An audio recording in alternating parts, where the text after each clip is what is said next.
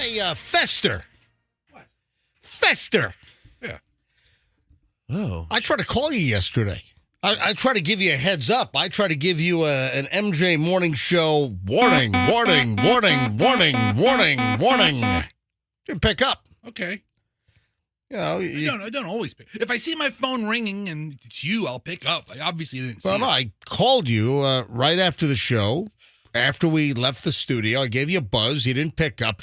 Just out of curiosity. What time? That new old Cadillac of yours. Yeah. Is that a V6 or a V8? It's a V8. Oh, okay. So you like to punch that sucker, don't you? You like to feel that V8 North Star power. Oh, does your DTS have the North Star V8 engine in there? It's got the good North Star. All right. So Fester, as you know, folks, his 2004 Lincoln Town Car it bit the crap bucket. So that's over. That's done. And apparently Fester has revealed that he's trying to put together some kind of a spectacular exit package for the old Lincoln Town Car, something that would be, potentially beneficial from a content standpoint for the MJ Morning Show. So Fester is working on that, potentially having a monster truck run the damn thing over and squash it like a bug. That's the old car. The new car, well, it's a new old car because Fester got a 13-year-old car. It's Right. a 2010 Cadillac DTS. I will never, in the remaining years I have left on this planet, spend more than $10,000 on a car. I can't. That's smart. I don't. As you sell $250,000 RVs? Listen, everybody makes their own decisions. As Fester's real job is selling $250,000 SUVs. Well, actually, anything RVs, yeah. anything from, hey, what was that little thermos? The little, I don't know. Like an Airstream? No. I shouldn't have said thermos because an Airstream does look like a thermos. It does. But the little bitty Trailer, like a little circular trailer. Yeah, it was like a little pod. Yeah. When I went to visit you at General RV, you guys had that little bitty pod thing. It looks like it could sleep a 9-year-old. Yeah, they make ones called like a tab trailer. It was it's like a bed on wheels. It was like it was like that small U-Haul that you rent.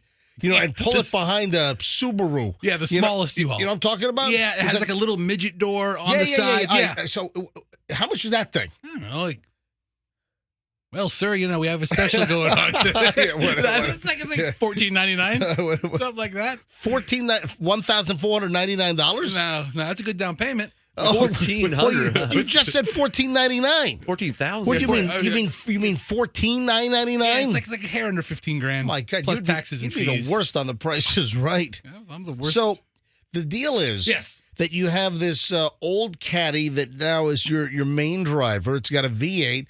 And I know you like to punch that sucker.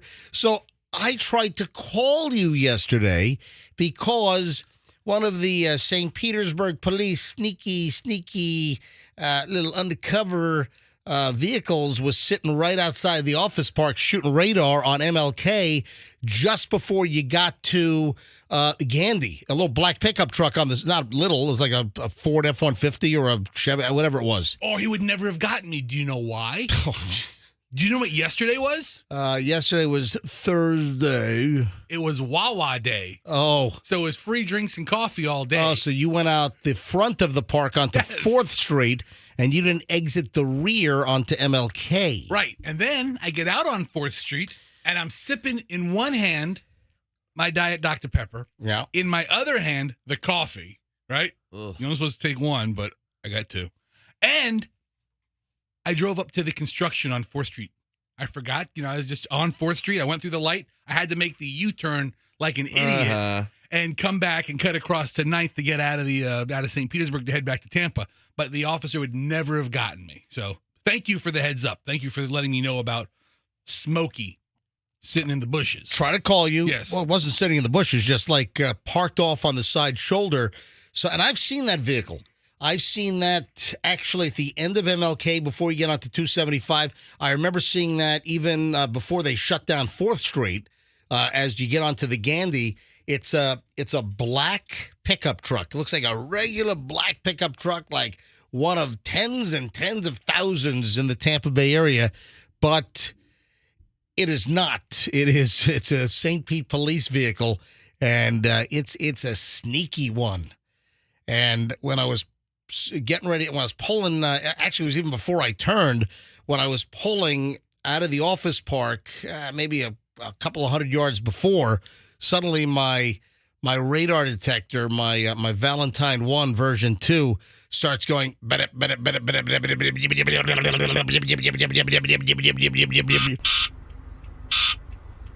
So, hey, I was trying to bring up the sound on YouTube here. Is that how it sounds? Nah, that doesn't sound like, that sounds like a different one. Hang on. What generation do you have? They both make the same noise. Okay. I've got Gen 2, but the Gen 2, I traded in my Gen 1. I've been using Valentine 1 since 1992. Yeah, as long as I've ever known you, you've had the Valentines. Yeah, and I've just upgraded all along the way. So I tried to call you, dude. I was like, Fester, careful leaving the office park, man. I'm sorry. You got the St. Petersburg sneaky black pickup truck sitting right on the shoulder. You know, What's the matter? You can't call me and warn me? Dude, you never pick up. I'm not going to bother you. You never That's true. have ever. I knew he was going to say that. That's true. I knew you were going to say, "Hey, why didn't you call me?" Because you never pick up. You don't answer texts. That's what texts are for. No, you don't answer texts, or if you do, it's 12 hours later, or you never pick up. I call you, you never pick up your phone. I will pick up for my customers. You know what? Hold on a second. I want to see something. I want to see if I'm blocked. Hold your phone at me. Lift your phone up and hold the screen at me right now. All right, I'm going to call Froggy's cell phone, 813-245. Wait, let me unblock you. yeah. All right, hang on, man. I'm not going to.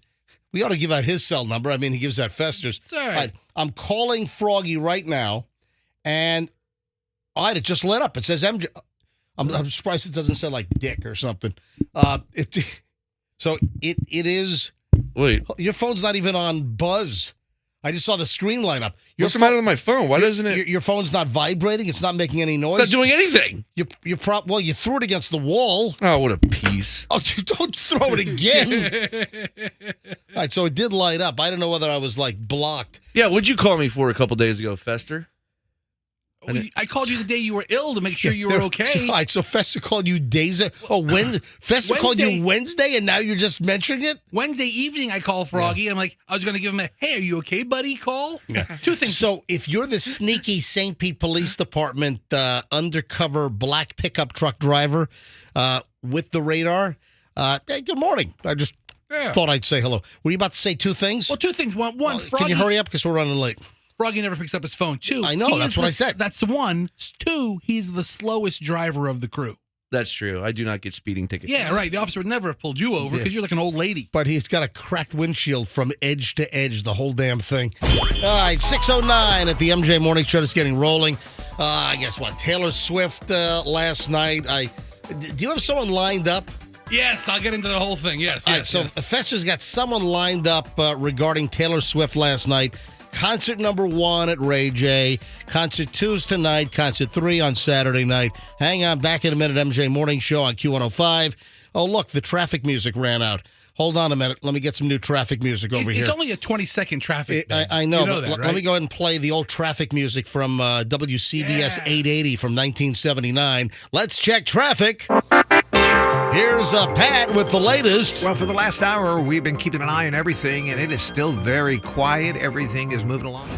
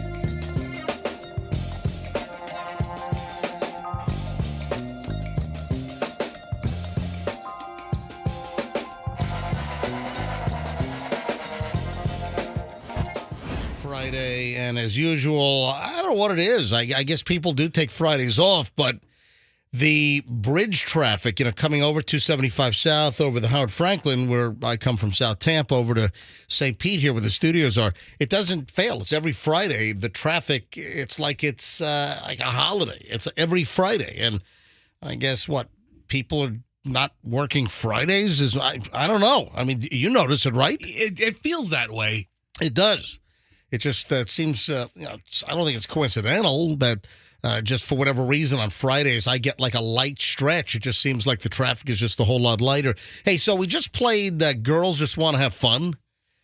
So, we after each commercial break, we typically play a song, with the MJ Morning Show is mostly content, as you know. And I had no idea, but Andrew pointed out to me that Cyndi Lauper's Girls Just Want to Have Fun is a remake. Did you know that? What? I had no clue and I first played that song when I was working at the Z104, WNVZ, Norfolk Newport News, in the summer of '84. I played that song. I was, 18 years old. I just graduated. Well, I was working there before I even graduated, but it was like 1984, and I was like 17 or 18 years old because I was working at Z104 when I was 17. Then I turned 18, and then I had only a couple months of high school left, and that song was like number one, and we played it like every single hour. Girls Just Want to Have Fun, and to this day, I had no idea that was a freaking remake. I always thought it was an original Cyndi Lauper song. Some dude named Robert Hazard did Girls Just Want to Have Fun. It wasn't even a girl. It was a guy that did Girls Just Want to Have Fun. Hold on. I've never heard this thing. Hang on. Let's just listen to just a little. Listen to a little bit of this thing. First of all, the quality sounds like ass. So this is Robert Hazard, Girls Just Want to Have Fun.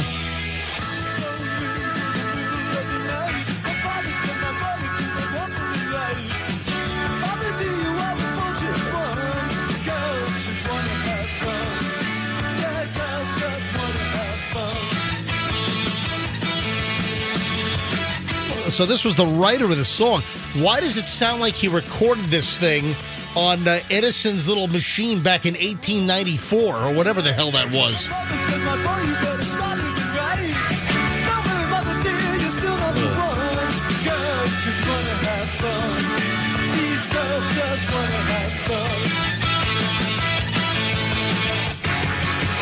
That is way different. It's better. Oh my God. Wow. That's rocking. the original. Is there a better version of that? I mean, it sounds like absolute musical ass. All right, so I've never heard of this guy before 35 seconds ago. Same here. So I have to do a little research to see if I can find a better quality song. Robert Hazard. He should have been in Dukes of Hazzard. I'm sure that it's just that way that one recording sounded. I'm sure it wasn't that bad, the original. All right. So later on, we'll talk Taylor Swift. We'll take some phone calls from people that either went to the show or we'll talk to people that just got all jammed up in traffic and had their lives ruined yesterday. So Yeah. So Taylor Swift concert number 1 is over. I don't think it rained. I mean, you know what's insane, and I'll get into this later on.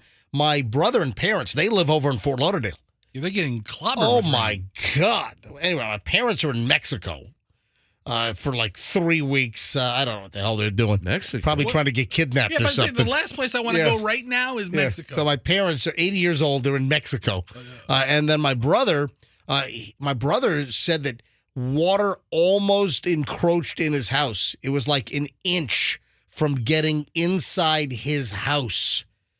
My parents also close call, not as close as my brothers, but Fort Lauderdale, they had like 25 inches of rain. Insane. They say, what, one in a 1,000-year event? I saw the airport was shut down because of the Dude, flooding. the airport's still shut Yeah, down. I know. I'm just telling you. I saw that. Hang on, let me look at my flight radar 24 and see if any flights are moving at FLL. That's the code for Fort Lauderdale Hollywood International Airport. And let me see if anything is moving. Dude, the airport was closed Wednesday, Thursday, and they said it might open today. Is that not insane? So Roxanne last week said she had a boat trip out of Miami. Yeah. It was canceled because of potentially 9-foot seas and really, really rough weather. Hold on. It looks like flights are moving at FL. Oh, no, that's Miami. Hang on a minute. That's Miami International. Zoom in a little more. No, I'm sorry. I went into Miami. Hold on. Give me. There's Delray. Here's Fort Lauderdale. All right. So now I got to. Yeah, it doesn't look like anything's moving. I don't see anything. No, it looks like FLL, Fort Lauderdale, Hollywood, is still closed. What a mess. Closed. Yeah, I mean, really, talk about. I think I saw, like, as of yesterday, 800 flights were canceled at Fort Lauderdale Airport. I mean, insane. And what do we get over here?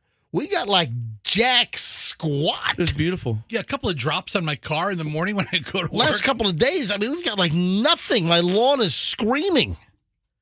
Help me! Help me! Help me! My lawn's crunchy and brown. Yeah, no, listen, I run the irrigation, but still, we need some water.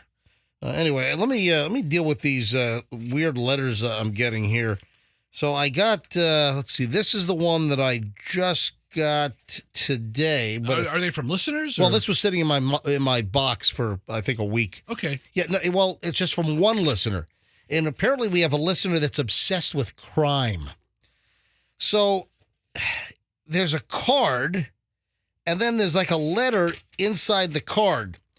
And it says, "Howdy, since Mason is retiring, I have to choose a different DJ to write. Oh. I tried to report crime that the puppy dog Skinner committed to, I don't know, Xenia, Ohio police many years ago." What? This is happening? I don't know. This is weird stuff here. That's why I'm sharing this. So I tried to report a crime that the puppy dog Skinner committed to Xenia, Ohio police many years ago. They wouldn't take me seriously, so I started writing DJs about crimes and other stories. I feel lucky to be alive since I had more than one dangerous people in my life. I'm reading this verbatim. I'm grateful to only have minor injuries like the cigarette burns down there. Oh, my. What? I have no information about crimes. I still know nothing about what happened at Target in 2019. I'm amazed how cruel some people can be. Mason Dixon is a good man, the kind of man I'd like to marry. What? Wow. I once got a marriage proposal from a dangerous man. He actually had a dead man's body buried in his front yard. What's happening? I couldn't stand that man since he was involved in many crimes. He used drugs on me. He was never my boyfriend. He was a huge thorn in my side. He committed suicide, so he can't hurt me again. I'm so lucky. I'll write you if I find out anything about crimes. Best wishes, Denise, Largo, Florida. Hey, Was Denise. it mailed or was it hand dropped off? No. These are mailed. Okay. These are he's coming to mail. I got a Hallmark card and the letter I just read. Wow, we got a body buried in the yard, and so that was sent a couple of weeks back. Then I got another one, and Is it from Denise? yes, it's from Denise. Okay, I'm just making sure. I'm just So asking. I got another card from Denise in Largo. I mean, go figure, it's Largo. Yeah, well. And the latest is, greetings, y'all at Q105. I'm doing great mentally. No serious crimes has happened since 2019. I really want whoever is responsible for what happened at Target to be arrested. I know a group of people that had well planned it. They are smart and rarely get caught. They know that the FBI has bleep for brains. Wow. I wish law enforcement was on trying to catch these cruel, many mean people. I'm not a troublemaker. Happy Easter, Denise. How do we- Denise is is awesome. Denise is interesting. Yeah, Yeah, that's a good way to put it. I await the next letter from Denise. does she have a contact method? Can we write her back? Well, Does she there's an leave a- address. does she- Yeah, does it's she leave a phone number? Denise. She lives. There's a certain lot number. It's on Ulmerton Road in Largo. So I would Okay. imagine if it's a lot number, it's probably a trailer, right? Yeah, there's a Probably a mobile home. couple of mobile home and manufactured home parks in Largo. Couple of them. There's a ton of them all over the place. So I eagerly await the next letter from Denise. Do we want to mail her a Q105 T-shirt or something? I don't know. Maybe a But picture of Mason. apparently, she seems to be a little obsessed with crime. Well, Yeah. she's like the president of the Community Crime Watch. Apparently so. You ever go into a neighborhood and you see the sign Community Crime Watch, and it's her. Apparently so. And I want to know what the hell happened to Target. She mentions crime at Target or some incident at Target like 4 years ago. Yeah, 2019. 2019, the big Target caper. Whatever the hell happened over there.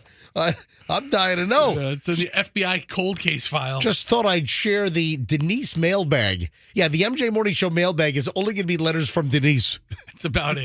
That's it. I'm going to start a collection of these things. I've got 2 at this point.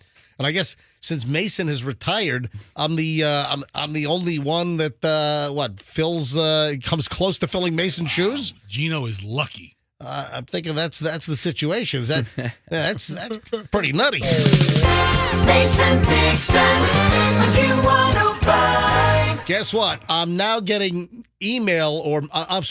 I'm now getting letters that were once addressed to Mason Dixon, Q105. So apparently I am the replacement for Denise for Mason Dixon, Q105. Okay, so there we go. Do you want me to call Mason to see if he has any history he could help us with, or he knows anything about this? I don't know. I mean, I can investigate if you want. 6:33 at the MJ Morning Show, just getting rolling. Hey, big chunk of early morons in the news next here on Q105. Brand.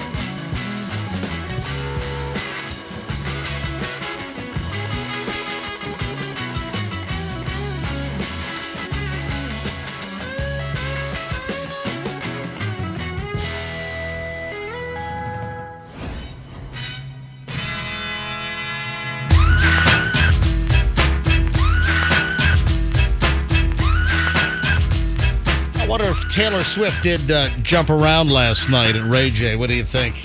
It would have been awesome if she did. It'd have been really cool. You got the early morons of the news. Hey, folks, MJ here. Fester and Froggy. Froggy not back in the studio. I don't know if he's out dubing it up in the parking lot. But Roxanne is back on Monday. For those that are concerned about Roxanne's absence, the amputation went fine, and she should be back on Monday, is what I'm hearing. So that's the good news. Yeah. Yeah, there was no amputation. She took a couple of days off with the family. So Roxanne back. I think she's over on the other side of the state in all the nasty rain. Of all the weeks to pick to go to Miami, she picks monsoon week. Oh, well. Early morons of the news. Pretty interesting pile this morning. Once again, note to store employees, you cannot shoot shoplifters. They should change that law. What, that you should be able to shoot shoplifters? It would really cut down shoplifting.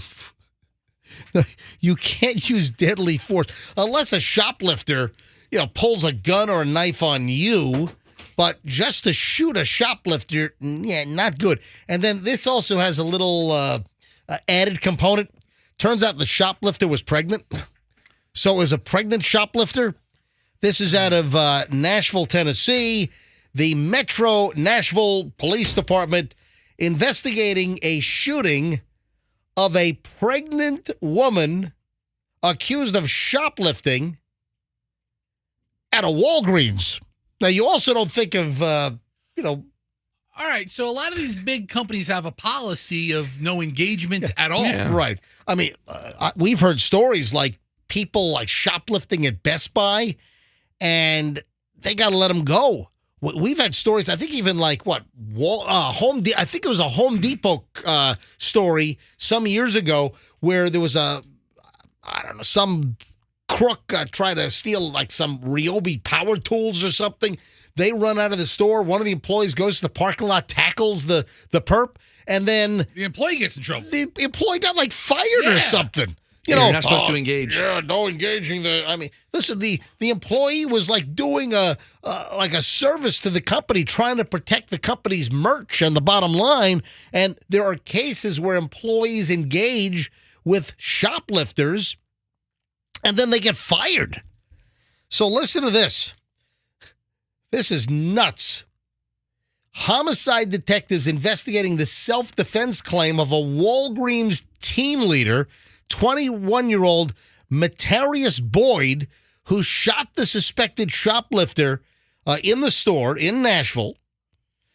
Police say the woman, 34-year-old Travancia Ferguson. Right. So we got Matarius and Travancia here. A lot of vowels. Now, Travancia was 7 months pregnant, and she's in critical but stable condition at the Vanderbilt Medical Center. You know what? If you're going to get shot, Walgreens, they have the gauze. I was just thinking that of all the places. They have gauze. They have Neosporin. They have peroxide. Peroxide. They have the tweezers possibly to take the bullet out. Yeah. I mean, they have a lot of things. They have pain pills. I think they've got blood pressure cuffs.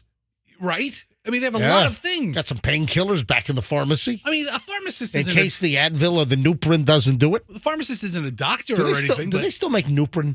I'm sure they do. Is Nuprin still around? Nuprin.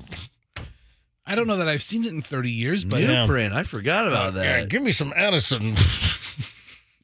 Can you get an IV with Ringer's lactate at Walgreens? yeah, Walmart sells Nuprin ibuprofen 200 I milligrams. said Nuprin is still around. Yeah. Gotcha. Hold on a minute. Who's calling in? Andrew, what are we getting calls for here?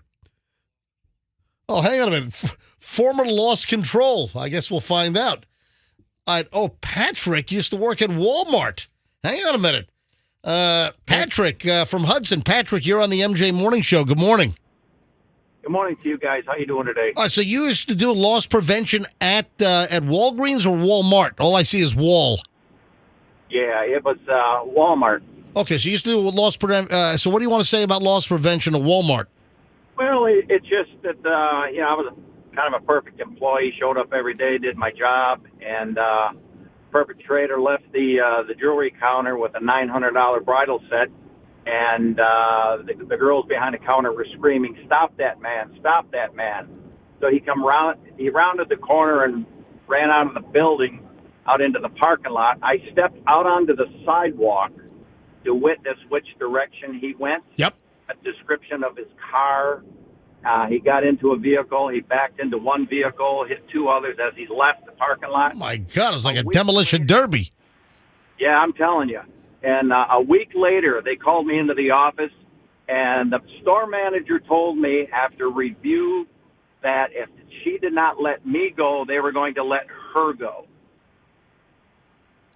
Because you went out to try to get a description of the perp and the license plate number? That is correct. You didn't even tackle the guy? You didn't even slug him? You didn't even ram a Walmart shopping cart into his ass? And they fired you? Never put my hand on this guy. All I did was get his description, direction of travel, description of the car, plate number, and over a week later, they called me in the office and said, "We have to let you go." That's insane. What? Because you just went out and appeared to follow the perp? That is correct, sir. That's insane. All right. So how long ago was that, Patrick? About a year and a half ago. Oh, Sir. so very recent. Wow. So what did you do after that? What kind of job did you get after you got fired from Walmart for trying to do your job? But believe it or not, I work security. Yeah, of course. That's what you're in. All right. So do you have That's my forte. Yeah. Do you have a gun now? I'm permitted to carry. Yes. All right.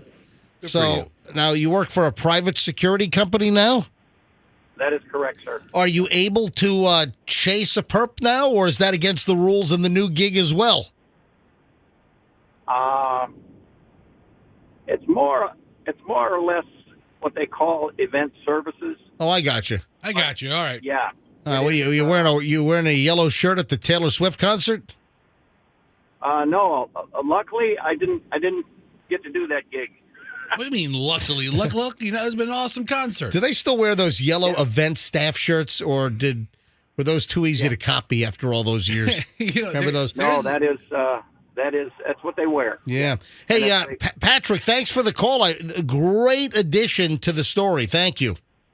Well, thanks, guys. Appreciate it, and be safe out there. Yeah, Thank You very too, much. and thanks for listening. A lot of these stores have this no engagement policy. He can't even walk out of the building. At Publix, when I was a bag boy, it was like that.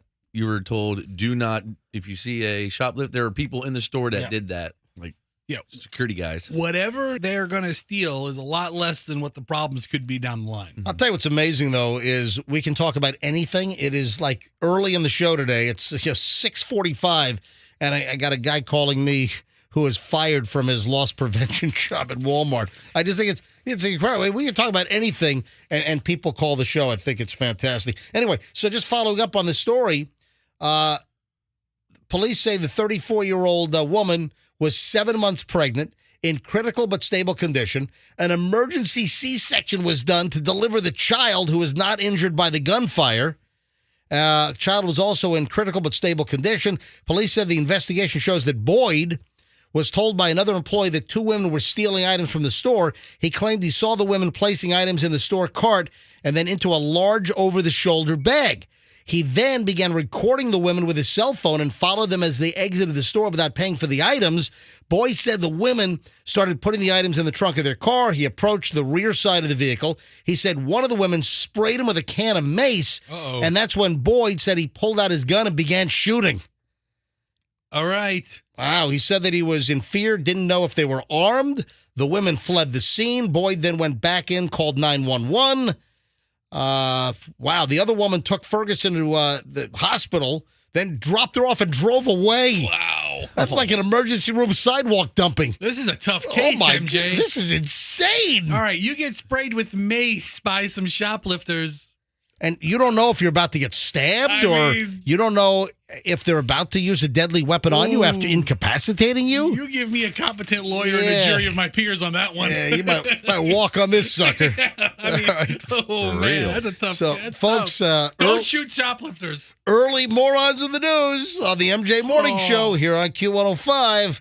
Wow, what a story. Hey, 2 college brothers.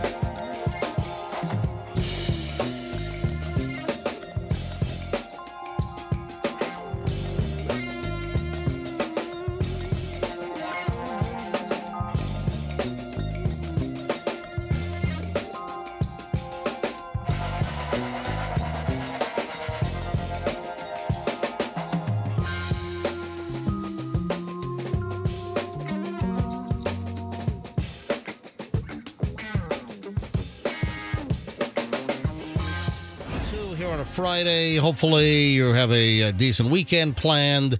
Just a nice, relaxing weekend for Michelle and me. Maybe some details on some of my plans later on during the course of the show. First, though, before we get to stuff people shove down their pants, new feature on the show, ladies and gentlemen, coming up in moments. Stuff people shove down their pants. I love this segment already.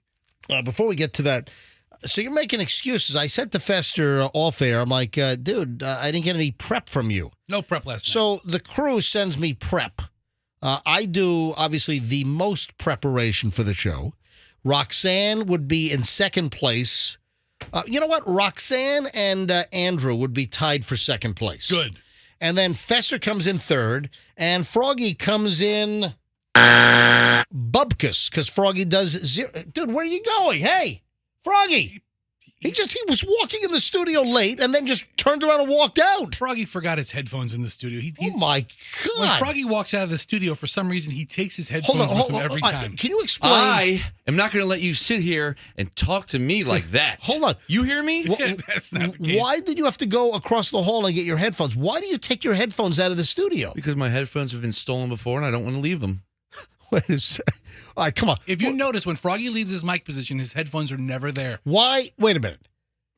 I put them in a different place. Dude, you left your headphones in the radio station over a weekend and somebody appropriated your headphones for something else. They did. So why do you feel like you have to take your headphones when you leave? No one's stealing your headphones. Notice that person's not here anymore. No one is stealing your headphones during the morning show. Were you listening to something across the hall? No. I was working on something that you don't need to know about. Froggy's going to unveil a parody song in 2026. And Yes. he's working on it now. Hold on. What are you working on? I'm not working on anything. I just put my headphones in that room because I don't like to leave them in here. Dude, that's maniacal. I'm telling you, it's really weird. That is weird. I mean, I can think of two people I trust more than you and you. Hang on, listen, I got to manage time here because I got to do stuff that people shove down their pants. So, no prep from Fester last night, Mr. Third Place. Nothing. Fester gave me no prep last night. Which is why I'm a distant third to Andrew and Roxanne. Why? And then you said, "Oh, crazy night." Well, this was off the air, so I want to do this on the air. Why was last night a crazy night for you, and you were not able to send me a couple of interesting stories that you found out out yonder? So here's the thing about a couple of interesting stories. Yeah, whatever. If you send like 2 or 3 or 4, MG's like, only 3? ? So it's either you send a reasonable amount or you send none. Or you don't start sending anything at all like me. It's really a good policy. Froggy sends squat. Because then I don't need to hear from you. What was so interesting about last night? What precluded you from sending me a couple of stories that might be good content for the show? First, dinner. Hamburgers for dinner. Oh, now, okay. What the hell does that to do with you sending me prep? You're asking me Michelle and I had dinner last night. You're asking me what the night entailed, and I'm giving a strike. Hamburgers. Dude, I have never not prepped. I've got to prep every single. What the hell does hamburgers have to do with you not doing prep? Well, we got into a big fight with my wife over hamburgers. Oh, and what kind of fight did you get? Because these weren't the classiest hamburgers in the world where you make them yourself. It was like, those frozen puck patties? Yeah. I had 2 kinds of frozen puck patties. Dude, you go buy regular ground beef and you make your own hand-formed patties. I found a very good frozen puck patty. Why would Great you even for a weeknight? Why would you even do that? Why would you not have fresh ground beef, or you freeze ground beef and then you defrost it and you make your own hamburgers? You know, almost every restaurant you go to and you order a burger, you're eating a frozen puck patty. Not at all. Almost all? No, it's not. Almost all. Not all. Yes. Maybe fast food restaurants. No. Well, Wendy's, I think they're never frozen. The McDonald's, Plain broiled. The McDonald's ones are frozen pucks. But forget fast food. Even you go to some of these nicer restaurants, they use a 1/3 pound patty or a 1/4 pound patty on their burger. They're all food service grade But you burgers. know, not all. You've got not some, all, but a lot of them. So I know that when you get those those food service puck frozen patties, a lot of times it's like, what the hell did they do to this meat? Why is it not like, what have they done? What's in it? And it says like 100% beef. Right. But it's like, it's a whole different like flavor. It's a different consistency. It's like, it's like cafeteria junk sometimes, So I had 2 hamburger puck patties in the old bag, and I had the new bag, but they were different brands. So you're mixing up your frozen lazy ass puck patties. And I'm looking at them, and I'm like, hey, they're different colors. One's pink, and one's like, like a more of a meat color, right? So, all right, hurry up! I got to do stuff and shoved down your I get into pants. a fight with my wife because she says that some meat companies dye their meat. It's why it's more pink. Never heard that before. I'm not an expert on frozen puck patties. I come over and go, look at this. Look how pink and fresh this one looks, and this one looks more processed. And she's like, it's because they dye their meat. I'm like, they don't dye their meat. So I got to the whole big dyeing your meat argument. Then Thursday night, everybody knows. I got your dyed meat right here, lady. Everybody knows Thursday night is spelling test prep night because Friday is the weekly spelling test and vocabulary test. Hamburger fight. Then spelling and vocabulary prep for your kids. All right, come on. Why don't you round it off? Why don't you round off the Triple Crown? What else screwed you up last night so you didn't send any show prep? It's a quadruple crown. Oh, jeez. 9:30. Wow. 9:30. 9:30. Kids go to bed. Yeah. Kids are in bed. Yeah. Right? So I kind of, look over to the old lady, give her the nudge. And she's like, Psh, you're on your own. She goes to bed. Now I'm on my own, right? Geez, so like 11 o'clock, I'm on my own. I don't want to think about that. Right, yeah, right. All right. Dude, Waco on Netflix. Oh, God. 3 episodes, each about an hour long, was awesome. When did you start watching that? Yesterday at about 11 o'clock. 11 o'clock last night, you're watching a 3-hour Waco trifecta of shows? 1:40 this morning. What the hell? Me and David Koresh. Dude, you have a job. I worked all night long, and you're making burgers and, what are you doing? and watching Waco on Netflix. What's wrong with you? And reviewing spelling words, by the way. Remember, my rhythm is one of those God. trick words. What the So Waco's hell? worth it? I've been thinking about starting it. It is really good. And you realize what clods the government was. The government screwed up everything at every angle. And David Koresh is a nutcase. That was Janet Reno. I'll take care of this. I will.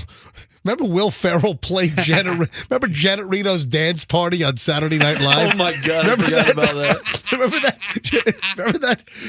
Anyway, I don't have time to talk about Waco. Listen, but watch Waco. Do your job, man, and you got to do work for the show. You can't just watch Waco and make hamburgers. You got a job to do. And yet, amazingly, I bring a whole radio segment by me watching Waco. Whatever. It all ties together. Yeah, super. All right, so ladies and gentlemen, Maiden Voyage, brand new segment on the show. Crap that people shove down their pants. I like it. Man, this dude, he's got some cojones. Dude shoves a $7,500 bottle of rare scotch down his pants and tries to rip off a Jackson, Wyoming liquor store.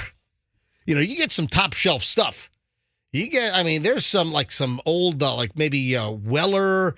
I don't think Stag gets that high, but man, there's some stuff that can be expensive.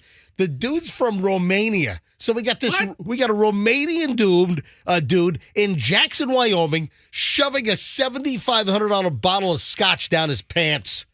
Oh, hiding it in his crotch. What kind of scotch is that expensive? Hang on, I'll give you some details here. It was really a scotch. It was a Dalmore 35. Dude, some of those Dalmores, dude. We were just over in Scotland, and you got the whiskey and scotch stores all over the place in Edinburgh, and up and down the Royal Mile there. There are stores, and they've got some of that Dalmore, that old Dalmore stuff, and man, it is expensive. This dude was trying to avoid deportation. Romanian guy, Jackson, Wyoming Circuit Court Judge Kurt Hawes, wearing a cowboy hat and everything, sentenced Marian Firu to 6 months of unsupervised probation.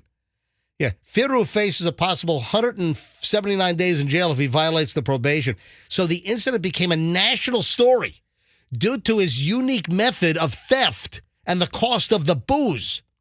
Surveillance video captured him back in November, removing a $7,449 bottle of Dalmore 35-year scotch from the shelf and shoving it down his pants and hiding it in his crotch before leaving the store. About 3 weeks after the theft, a pregnant Jackson Police Department officer who was familiar with the case spotted Firu panhandling at an intersection, arrested shortly after. And I mean, I guess, were able to look at the surveillance, so they knew who they were looking for. I mean, the guy's a very distinctive look. He looks like a Romanian gypsy dude of some sort. He looks exactly like you would imagine a Romanian gypsy dude looking like. Yeah, shoving a 35-year-old bottle of Scotch. Dalmore Scotch down his pants. So this was aged 35 years.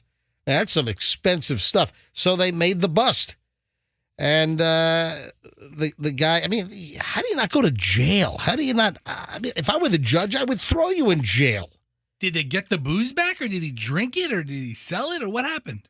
You know what? I didn't see what happened to the actual booze. I think the guy, I think he drank the damn booze. Jeez. Yeah. Crotch booze. I mean, you can't steal like a $29 bottle of Scotch and maybe not make this a big deal. $17 bottle of Canadian Club. Yeah, I mean, seriously, you have to steal the $7,000 one. He's going to do the same thing. That $8 bottle of Ripple, you know? Want some Ripple. Just try to get drunk. I mean, Ladies come and on. gentlemen, there we go. Stuff people shove down their crotch. Here on the MJ Morning Show. I used to love like YouTube videos of like people in the meat case at supermarkets just stealing roast after roast right down their pants. Hey, I have a warning. I have a bus stop warning. I've got a school bus warning you got to hear. Also, I've got an officer friend of mine checking on this, but I heard a story about a jogger that was almost abducted in South Tampa. Oh, God. By a white van. All right, hold on. We'll get into that and a whole lot more next. Also, you got someone that went to Taylor Swift last night lined up? Yes. All right, hang on. We're loaded. We start an hour and 20 minutes of nonstop MJ Morning Show next. So whatever you do, do not move.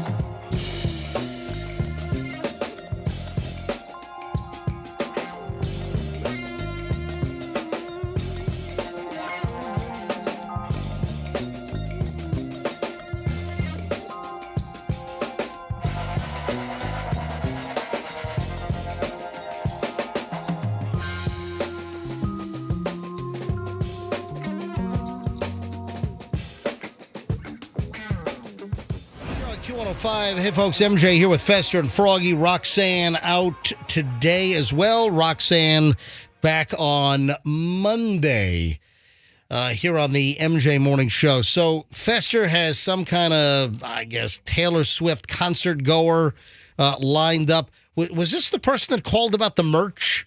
No. This is someone else? So, as you know, MJ, I get hundreds of texts every day. Yes, I know. To 813-310-8444. That's Fester's private phone number, not to be confused with 800-990-1047, which is our public radio station call-in and text line, 800-990-1047. Or if you'd like to text Fester directly, 813-310-8444. Yes. Which Froggy championed that some time ago. And succeeded. Yeah. Oh, and also the sign is right behind me. Yes. Yeah. On MJ TV. You can see it, 813-310-8444. Right there. You know, we ought to do a text-a-thon again and see how many texts you can actually get We don't need to do that in right like a now. 5-minute period. All right. Maybe not right now. So anyway, Yeah. I get a text from one of our loyal listeners. Texts me virtually every couple days. Right. And he says that his daughter went down to the stadium on the merch day. Yep. to That was get her stuff. That was on Wednesday. Yes. Wednesday merch day. Now, Yes. she went in the afternoon. Right. And there weren't the crazy lines there, and there's still a lot of merch around. And then she said she's going to the concert tonight if you want to talk to her. And I was like, well, okay. Then he sends a picture of... Hold on. Going to the concert tonight as in last night? last Yeah, night. as in last Yeah, night. I'm Yeah, talking to him yesterday. yeah, Yeah. So yeah. she went to last night's concert. Right. And she said, hey, you give me if you want to talk to my daughter, you can. And I called her and spoke to her yesterday afternoon. Super excited. And Stop doing that.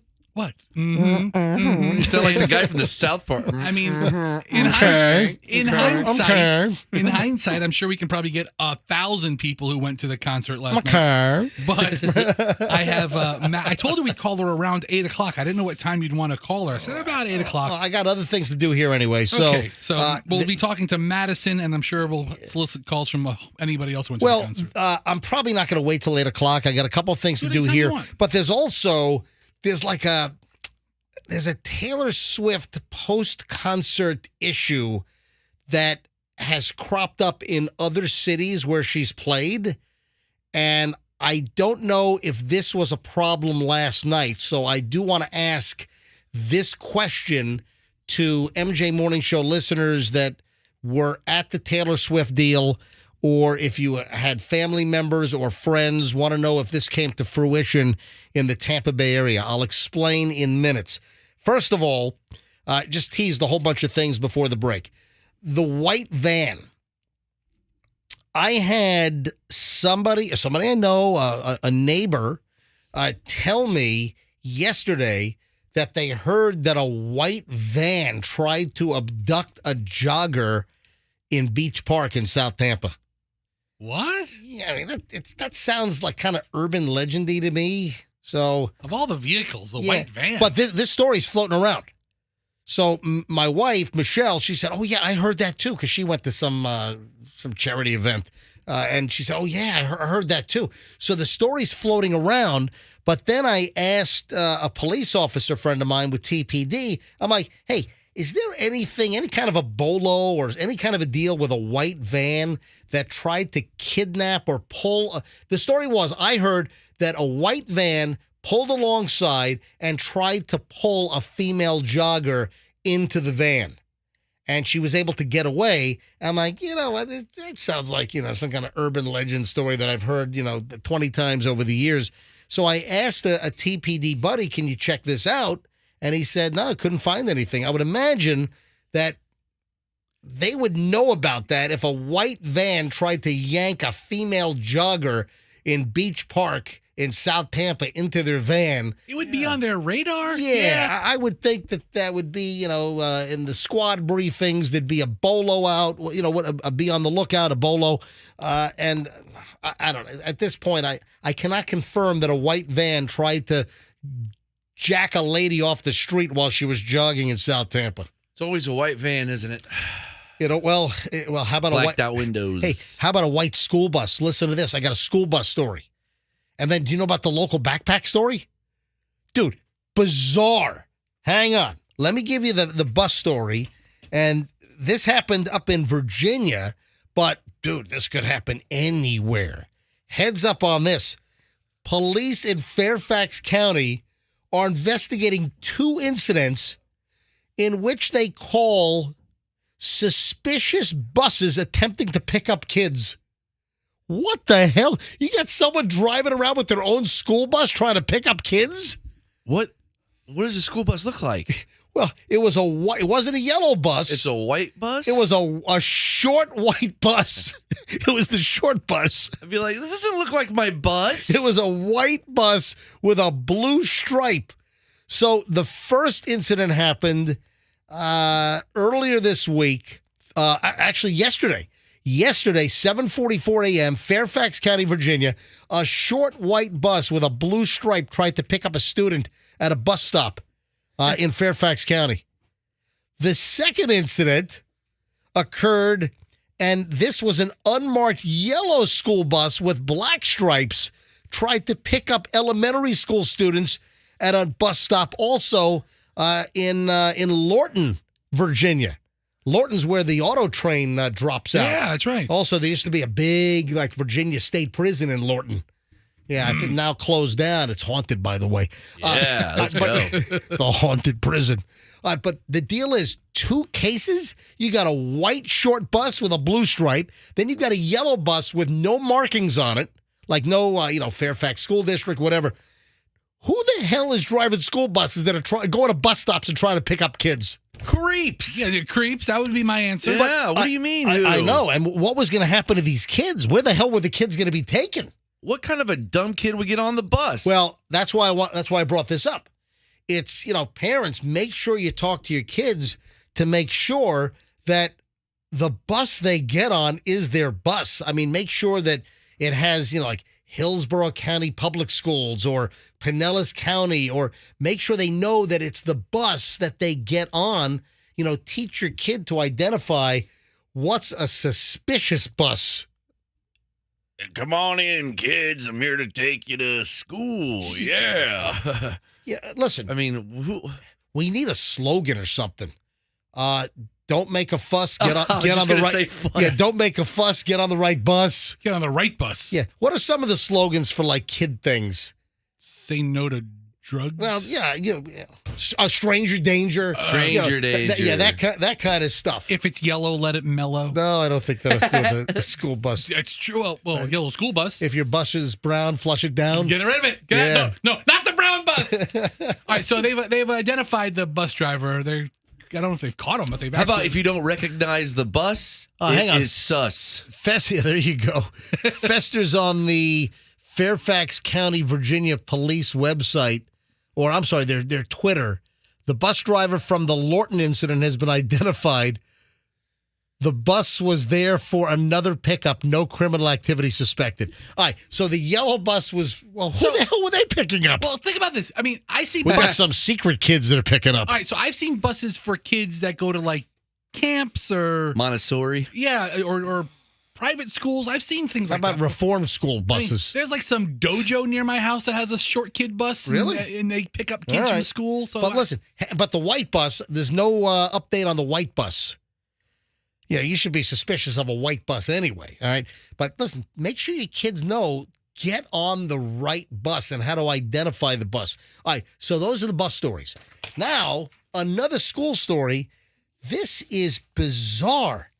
A guy stole a Toy Story backpack from a kid at a Pasco County bus stop. What the hell? Little Woody probably on the back of it. What the hell? little Buzz Lightyear. Yeah, Buzz Lightyear. Cops are looking for a man who ripped off a Toy Story backpack from a kid waiting for the bus in Pasco County. According to the Newport Richey Police Department, video surveillance captured this guy following a group of elementary school children to their bus stop. This happened at South Road and US 19 on the west side. Is that near the Walmart up there? Could be. So I mean, I'm sure. So everything's near a Walmart around here. I guess that's true. But this is nuts. The person stood there for 5 minutes before removing the victim's Toy Story Woody backpack It was Woody. and then walking away southbound past Imperial Drive off of US 19 in Newport Richey. You should have had a Buzz. They wouldn't have taken Buzz. To infinity and beyond. Who the hell steals a kid's Toy Story backpack? Yeah, usually somebody would steal a backpack from an adult thinking there's stuff in it, but a kid, what are you going to get? Like a pencil box and like Some loose leaf paper. And some math workbook or something, yeah, you some know? crappy workbook and his homework. My God. A fidget spinner. A picture of the suspect provided by the Newport Richey police shows what appears to be a man with a white hat, a black Reebok T-shirt, long pants. The guy, according to this report from Channel 8, appears to have several tattoos on his forearms. Anybody that has any information on this POS that stole a kid's Toy Story backpack at the bus stop. What does he do with a backpack? Is he going to give it to his kid? Are any of the tattoos of like Toy Story characters? Maybe he's like one of those crazy Disney fans. Maybe the kid had a rare backpack that one that he didn't have for his collection. Yeah. That's the plot of Toy Story. Yeah. Is that really? Well, remember Woody's like this rare doll? I never saw You've Toy never Story. seen Toy Story? And the guy fixes him and Hold on. You've never seen Toy Oh, Story? MJ, Toy Story is a fantastic movie. It will go by as an adult as well as it will for a kid. And your kids were young when it came out. What's the matter with you, never terrible seen Toy father? Story? You know what? I've seen like maybe 2-minute snippets of the movie here and there. That was the kind of thing you put the DVD on in the you watch that movie. You put the DVD on in the playroom and you keep the kids quiet for 2 hours. Kim cried at the end of 3. MJ now mocks parents who give their kids phones to shut them up, and he's like, "Oh, you just slip a DVD in and you lock the door and you let them have at it for a while." Yeah. So throw a bag of chips on the floor. It's all different. You know, it's all the same. In a trough. Throw a couple of Paps on the floor, you know. You really scarred those kids. But is that nuts? I mean, who the hell? What adult? What kind of human steals a kid's Toy Story backpack at the bus stop? So they're looking for this guy. Come on. Anyone have any hot tips on this this moron? Look for the adult with the Woody backpack. Yeah, With a little tiny backpack. Look for a guy with tattoos with a little bitty kitty backpack Shouldn't on. be too hard to find. That's crazy. Hey, speaking of schools, you know there's a Florida bill proposing a 12-month school plan, so year-round school? This is like one. Yeah, but what? They better go like 3 days a week. Yeah, back to urban legends. This is the kind of thing I think I've heard for decades. Yeah. Here's the deal. There's a proposal that would initiate a round-the-year school program. So it's a pilot program for students in some counties in the state of Florida. And this bill is kind of, whizzing its way through the Florida legislature. Earlier this week, the Senate Education Pre-K through 12 Committee, they passed Senate Bill 1564. And in this bill, if it is ultimately approved, this program, a pilot program, would launch next year. They would test it for 4 years. The bill then moves on to the Appropriations Committee for Education, and then they'll try to figure out which schools, which counties would be in the year-round school program. And They're going to lose all the teachers. Then the Florida Education Commissioner, he then ultimately selects which districts will ultimately be involved in the program. But where you are in your county, your school, is there a chance that could be moving to a year-round program? Great. So not only do the teachers not get paid enough, but now they don't get Summer breaks. vacation, yeah. Yeah, that's going to go over well. Oh, same with the students. Students don't get paid. Well, yeah, that's true. On the Taylor Swift front, Yes. we got to go to phones on this. Okay. Now, can you get a hold of your... Yeah. Now, why are we calling this individual? We're Because, just going to review the show. I mean, yeah, First of all, who is the person you want to call? I don't care. It's just... I'm just asking you to tell me who you're planning on calling. All right, so I have a very active texter with me. His name is Jay. He texts me all the time about innocuous crap on the morning show, and I engage with him. And he says, "Hey, my daughter went to the merchandise line, and she's going to the concert tomorrow. If you wanted to talk to her afterwards." And like an idiot, thinking nobody else is going to the concert, I'm like, "Yeah, we love to talk to her." Yeah, And like you could have somebody call up. How old is the guy's daughter? 32. 32. Yeah. 32 Oh my God! I thought I was years. gonna. Okay. He sent me a picture of her at 22 going to the last Taylor Swift tour, and now she's 32 going to this tour. See, like I said yesterday, her fans are in their 20s and 30s. Let me tell you what I have. I have a text from a TPD friend of mine. Got a lot of friends in TPD. I got a text from a TPD officer that was doing traffic control for Taylor Swift yesterday afternoon and last night. And he texted me this. I parked at Dale Mabry and Columbus before the concert to access pedestrian traffic. I would say about 90% of the audience are female and most under 25. Wow. So that is an observation. And, listen, you're dealing with a TPD officer that is, paid to be observant, and 90% females going to Taylor Swift and mostly 25 years of age and under was his observation. Interesting. Of the concert goers. There's another thing, and, let's go to phone calls on this, because one of the issues that's popped up in other cities, and I want to know if this was a problem. Do you know in some of the previous Taylor Swift concert cities, the wait for rideshare, the wait for an Uber or Lyft, Oh no. up to 3 hours Insane. to get your butt out of the stadium where she was playing. Yeah, that's So crazy. I don't know if that was a problem last night. You're better off walking an hour somewhere else and then getting an Uber. Hey, Right? if what? Daughter was the one with the white van? All right, so this is What? Whoa, hang on a minute. We got a call? Andrew just put this on No our way. screen. That Wait- would be insane. Wait a sec. All right, hang on. I'll get back to Taylor Swift in a minute. If you were just listening a minute ago, I told you I heard a story from a neighbor that they heard that a female jogger was almost abducted off the street by a white van in South Tampa in Beach Park. And I got Shelly on the phone here. Hang on a minute. Shelly, welcome to the MJ Morning Show. Hi. Hi there. Shelly, are you calling in to say that your daughter had an incident with a white van? Yes, she did. Was she a jogger? Yes, actually, it was the first time she went jogging in a while. But How old's your daughter, Shelly? she's 17. Okay, and this is in Beach Park? Yes, in Beach Park, What- near Sylvan Ramble Street. Sylvan Yeah, Ramble yeah. and like West Shore Boulevard? Near there. I'm not exactly 100% sure because I wasn't jogging with her, but it's in that area. Yeah, When did this happen? and Monday.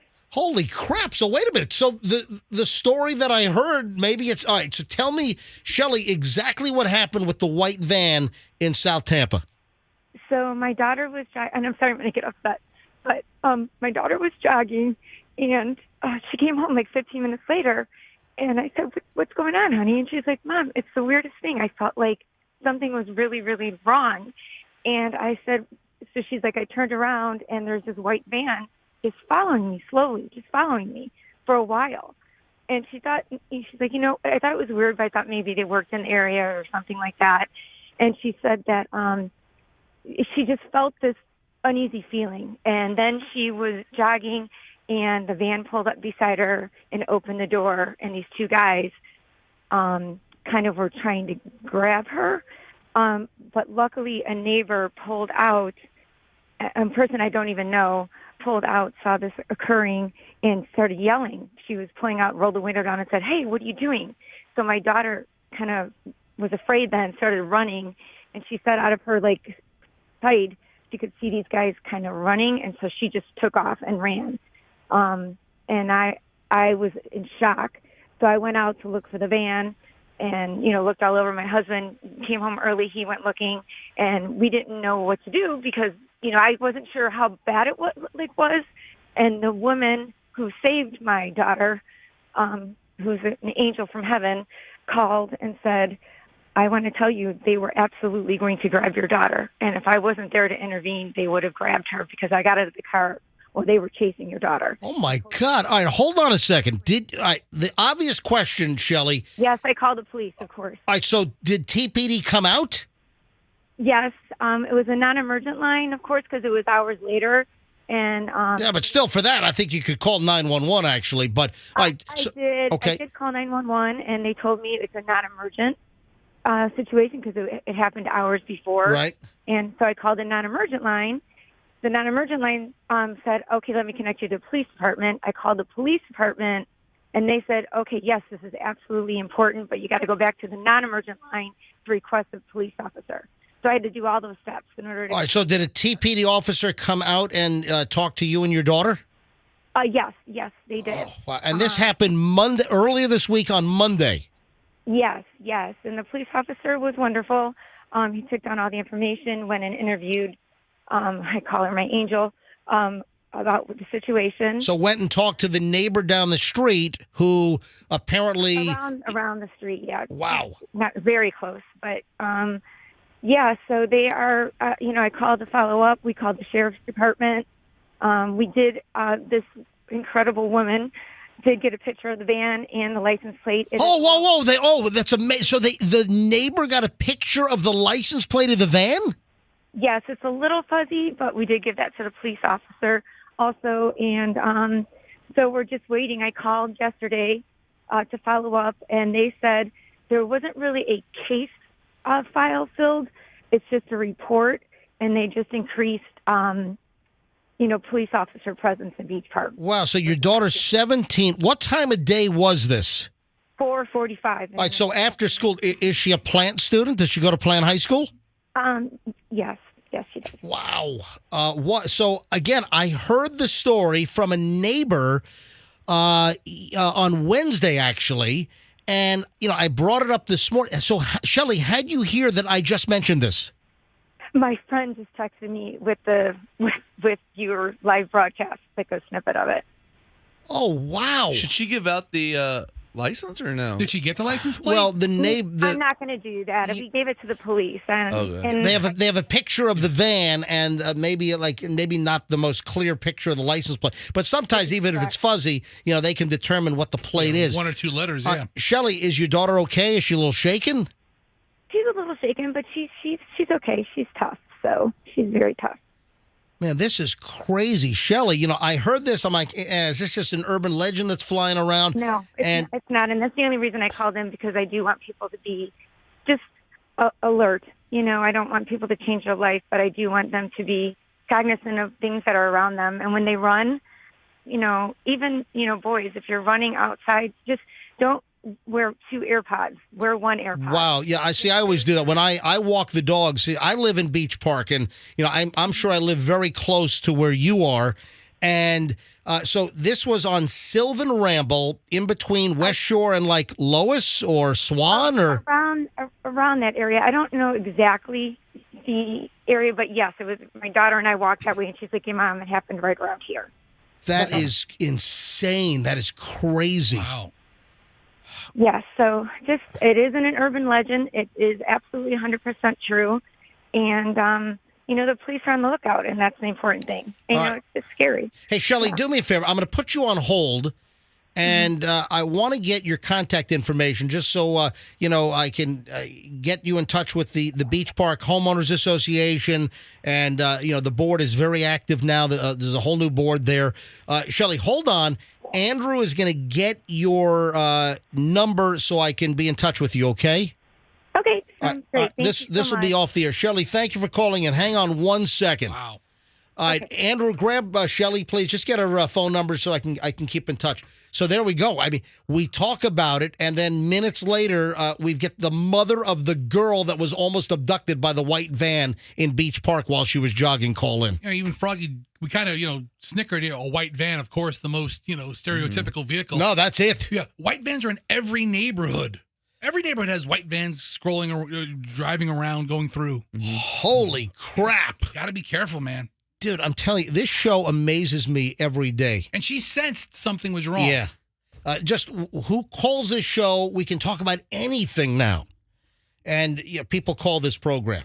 Our advertisers are getting monster results from the live spots I do. Hey, we're back. the MJ Morning Show is back. Is it official? Well, it's been back for quite a while. But now we're back. But no, it's just every day I'm like blown away at responses that we get. All right, so I had teased this little makeup deal, but I'm going to put that off. Let's continue with the Taylor Swift. So let me get back to the rideshare deal. So if you were just listening and I just broke in to take that phone call, I want to go to phones on Taylor Swift. If you went to the concert last night, give us a review. If you got stuck in traffic or your life was disrupted because of the concert and you did not go, I'd like to hear from you. But also the rideshare issues. Were you at the concert? Did you have an Uber or Lyft problem?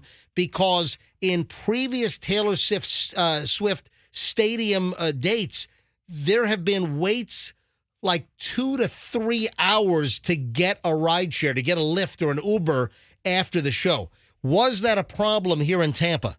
So any aspect, listen, if you're a Lyft or an Uber driver, what did you experience yesterday?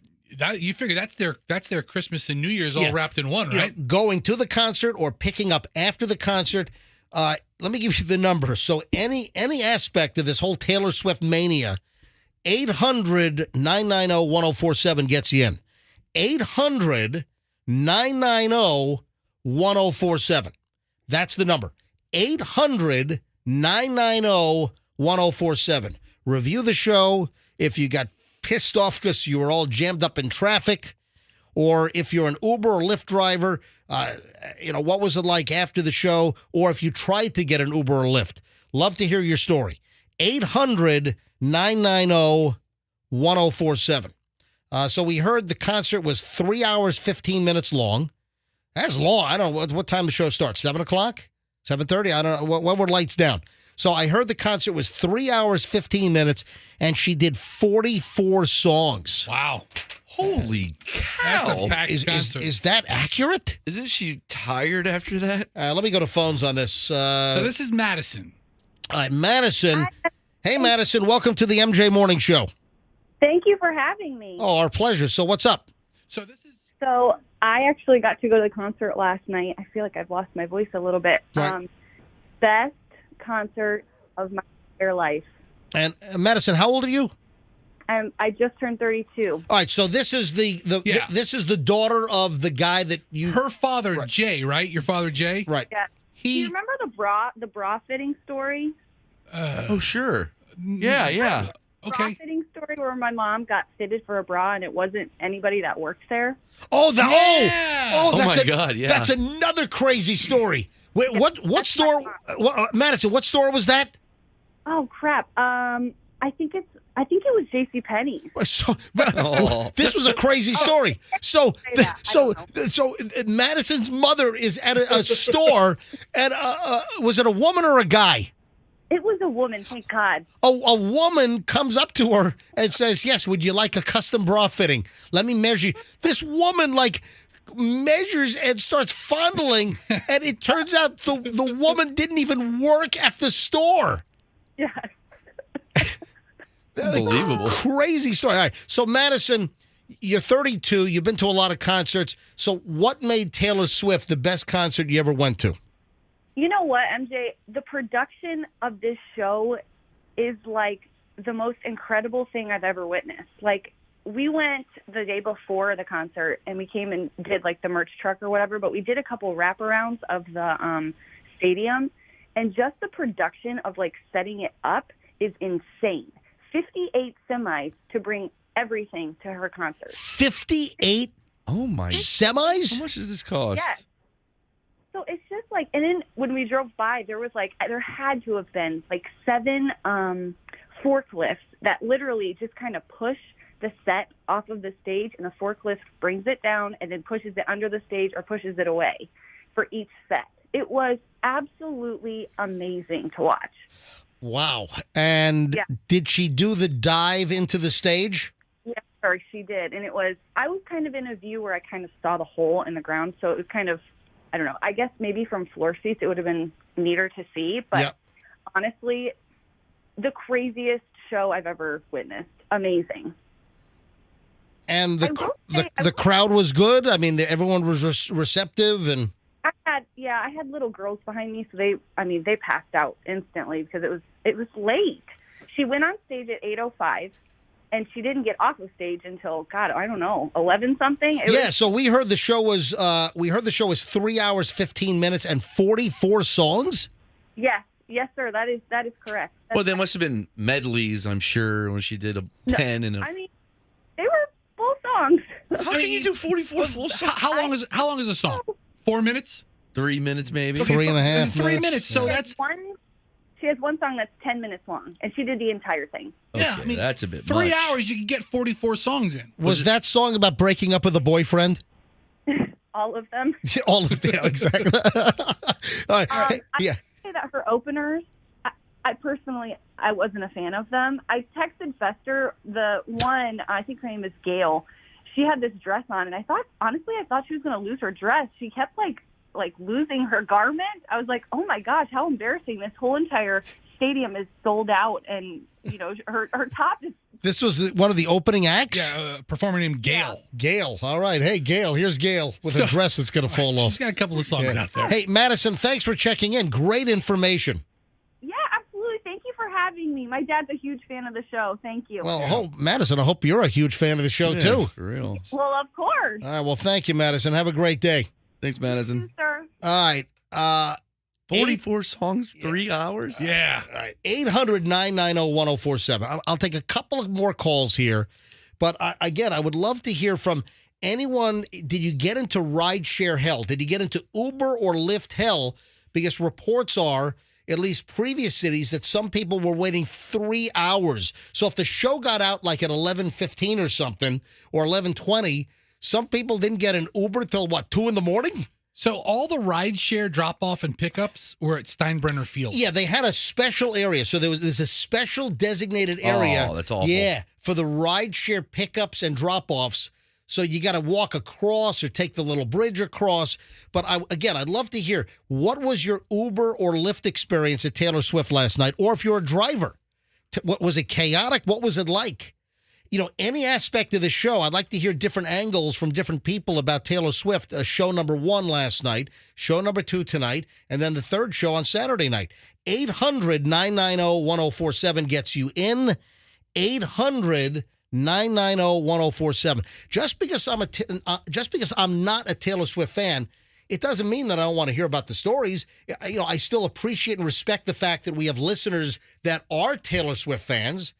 But, you don't want me to be dishonest. On this show, the biggest thing happening in town right now. Listen, we try to talk about the biggest thing happening in town. But on this show, I tell the truth. I it sometimes tick people off. You're going to agree with me sometimes. You're going to disagree with me. But one thing you always get out of me on this show is honesty. And I'm not a Taylor Swift fan, but I realize that many are. And I'd like to hear your jubilation. All right, or whatever the story is.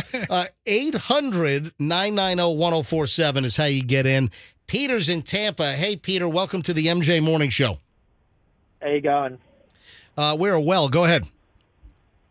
Well, I work in Clearwater and live just down the road from Raymond James. I thought you were working in Australia going, oh, crikey, all day long. No, I've just recently moved to the U.S. now. My wife's American. Well, welcome, Peter. Cheers.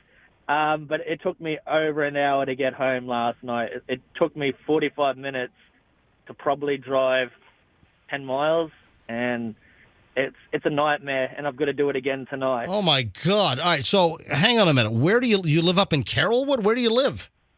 I live 5 minutes from Raymond James. Oh, boy. And just trying to get through Martin Luther King was absolutely not. I should have just parked the car on the street and just walked there, and probably would have been quicker. Yeah. Dude, that's terrible. Can you take half a day today or even call in sick? I thought about it, but I've just started working, so I kind of need the money.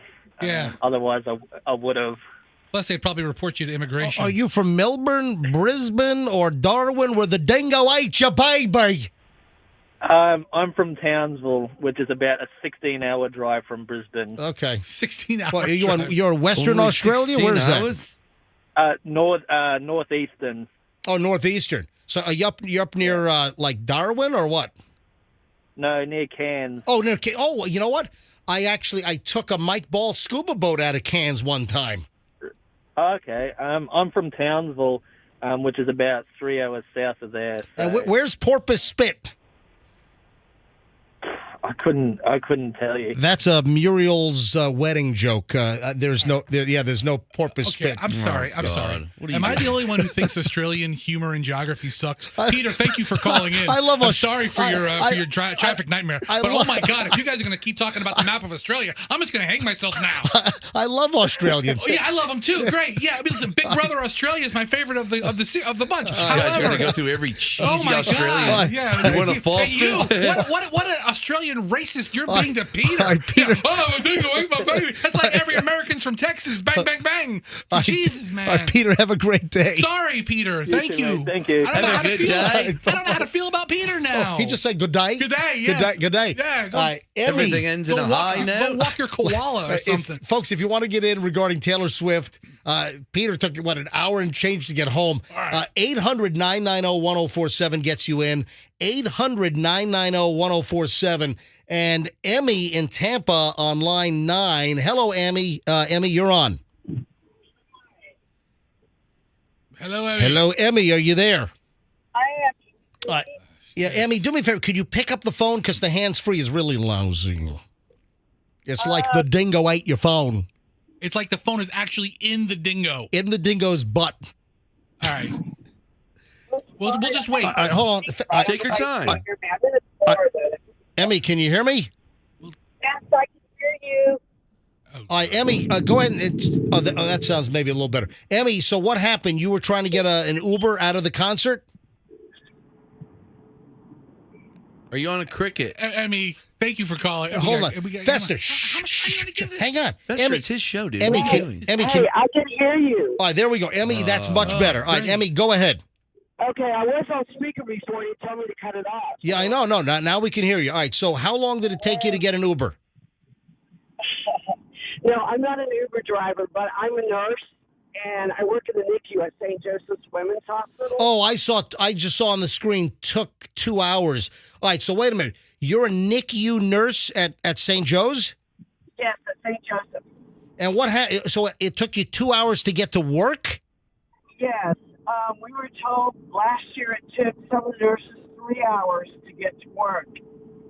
So I had to reroute how I normally go to work. So I live in South St. Pete, and so I took the Gandhi, and then across town I got off at.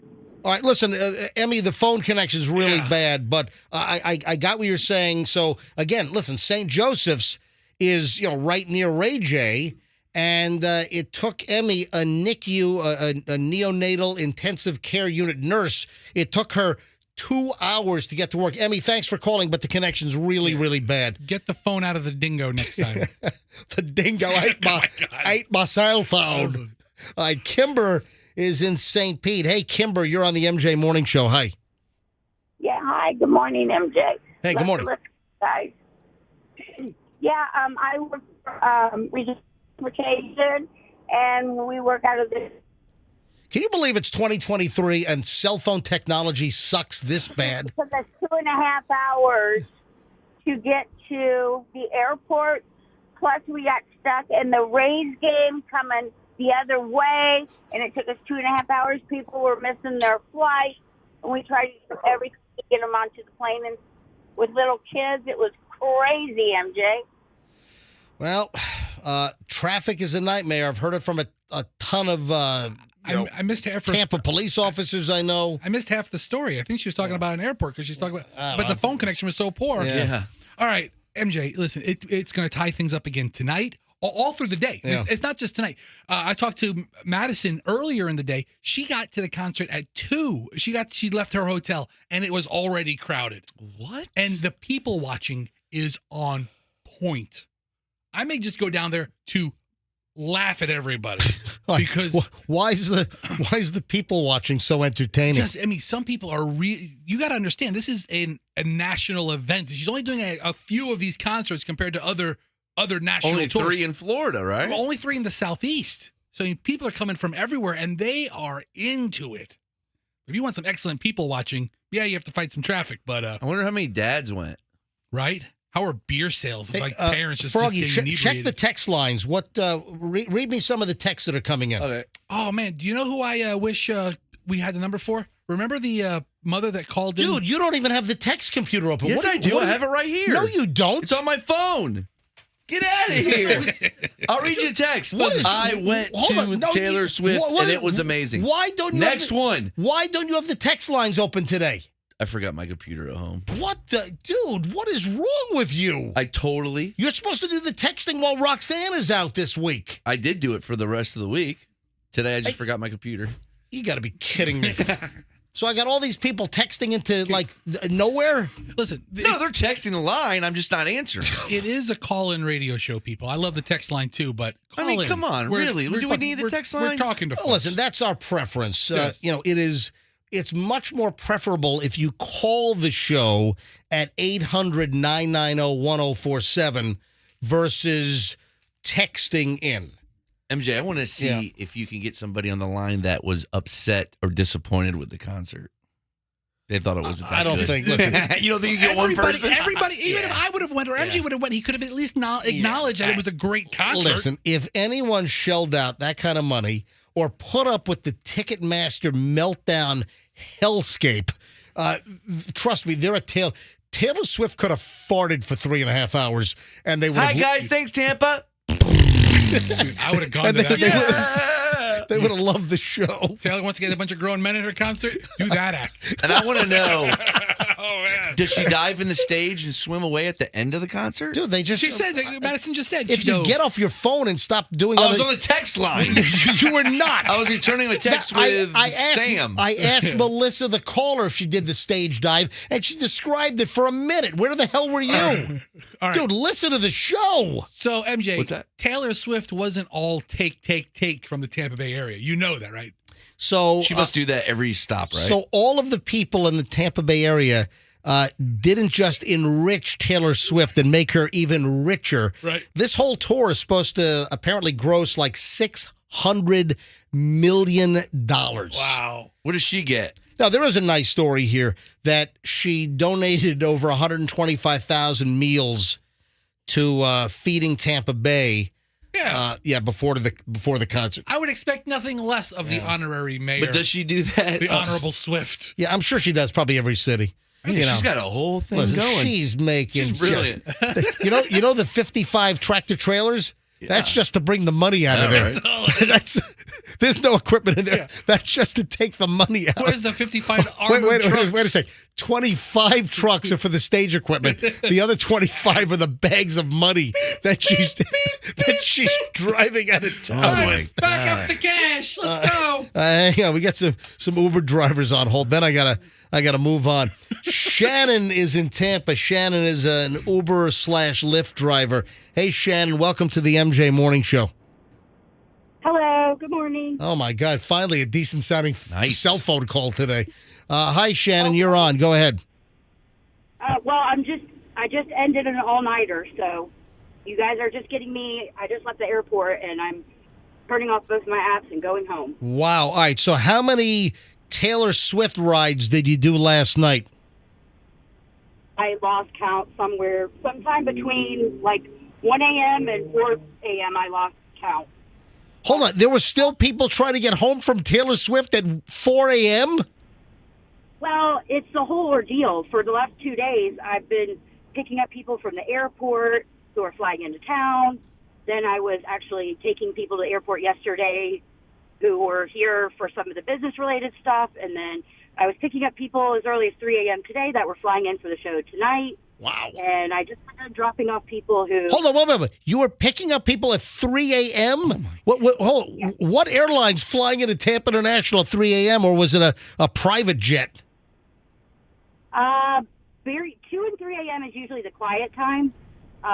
but it's been busy the past few days because I keep getting alerts through Lyft and Uber. Probably have a morning about high flight. traffic volume.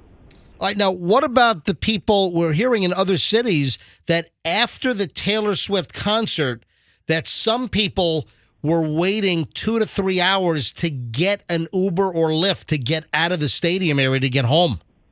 Yes, most of the rideshare drivers around here, we knew about that going in. So I've been doing this in, I call it the Triangle, Orlando, Tampa, down to Bradenton for almost 5 years. So I already knew it was going to be bad, and I already knew I was not going to pick up at the stadium. So you avoided the stadium. Yeah, I never once, I don't even think I saw it in the distance one time. So wait a minute. When a request comes in, you can see it's at Ray J, so you just rejected it?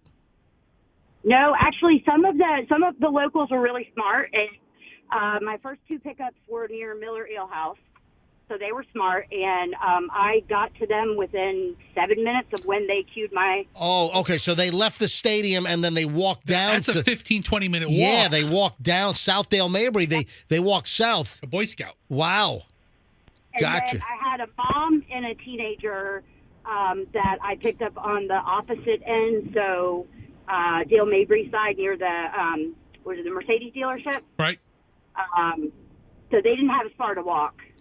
I basically got them. They were waiting where the last TP officers were. But if you were at Steinbrenner Field trying to get a Uber or a Lyft ride, you're probably there for a long, long time. Hey, thanks for the call, Shannon. I do appreciate it. Wow. Some good insight there.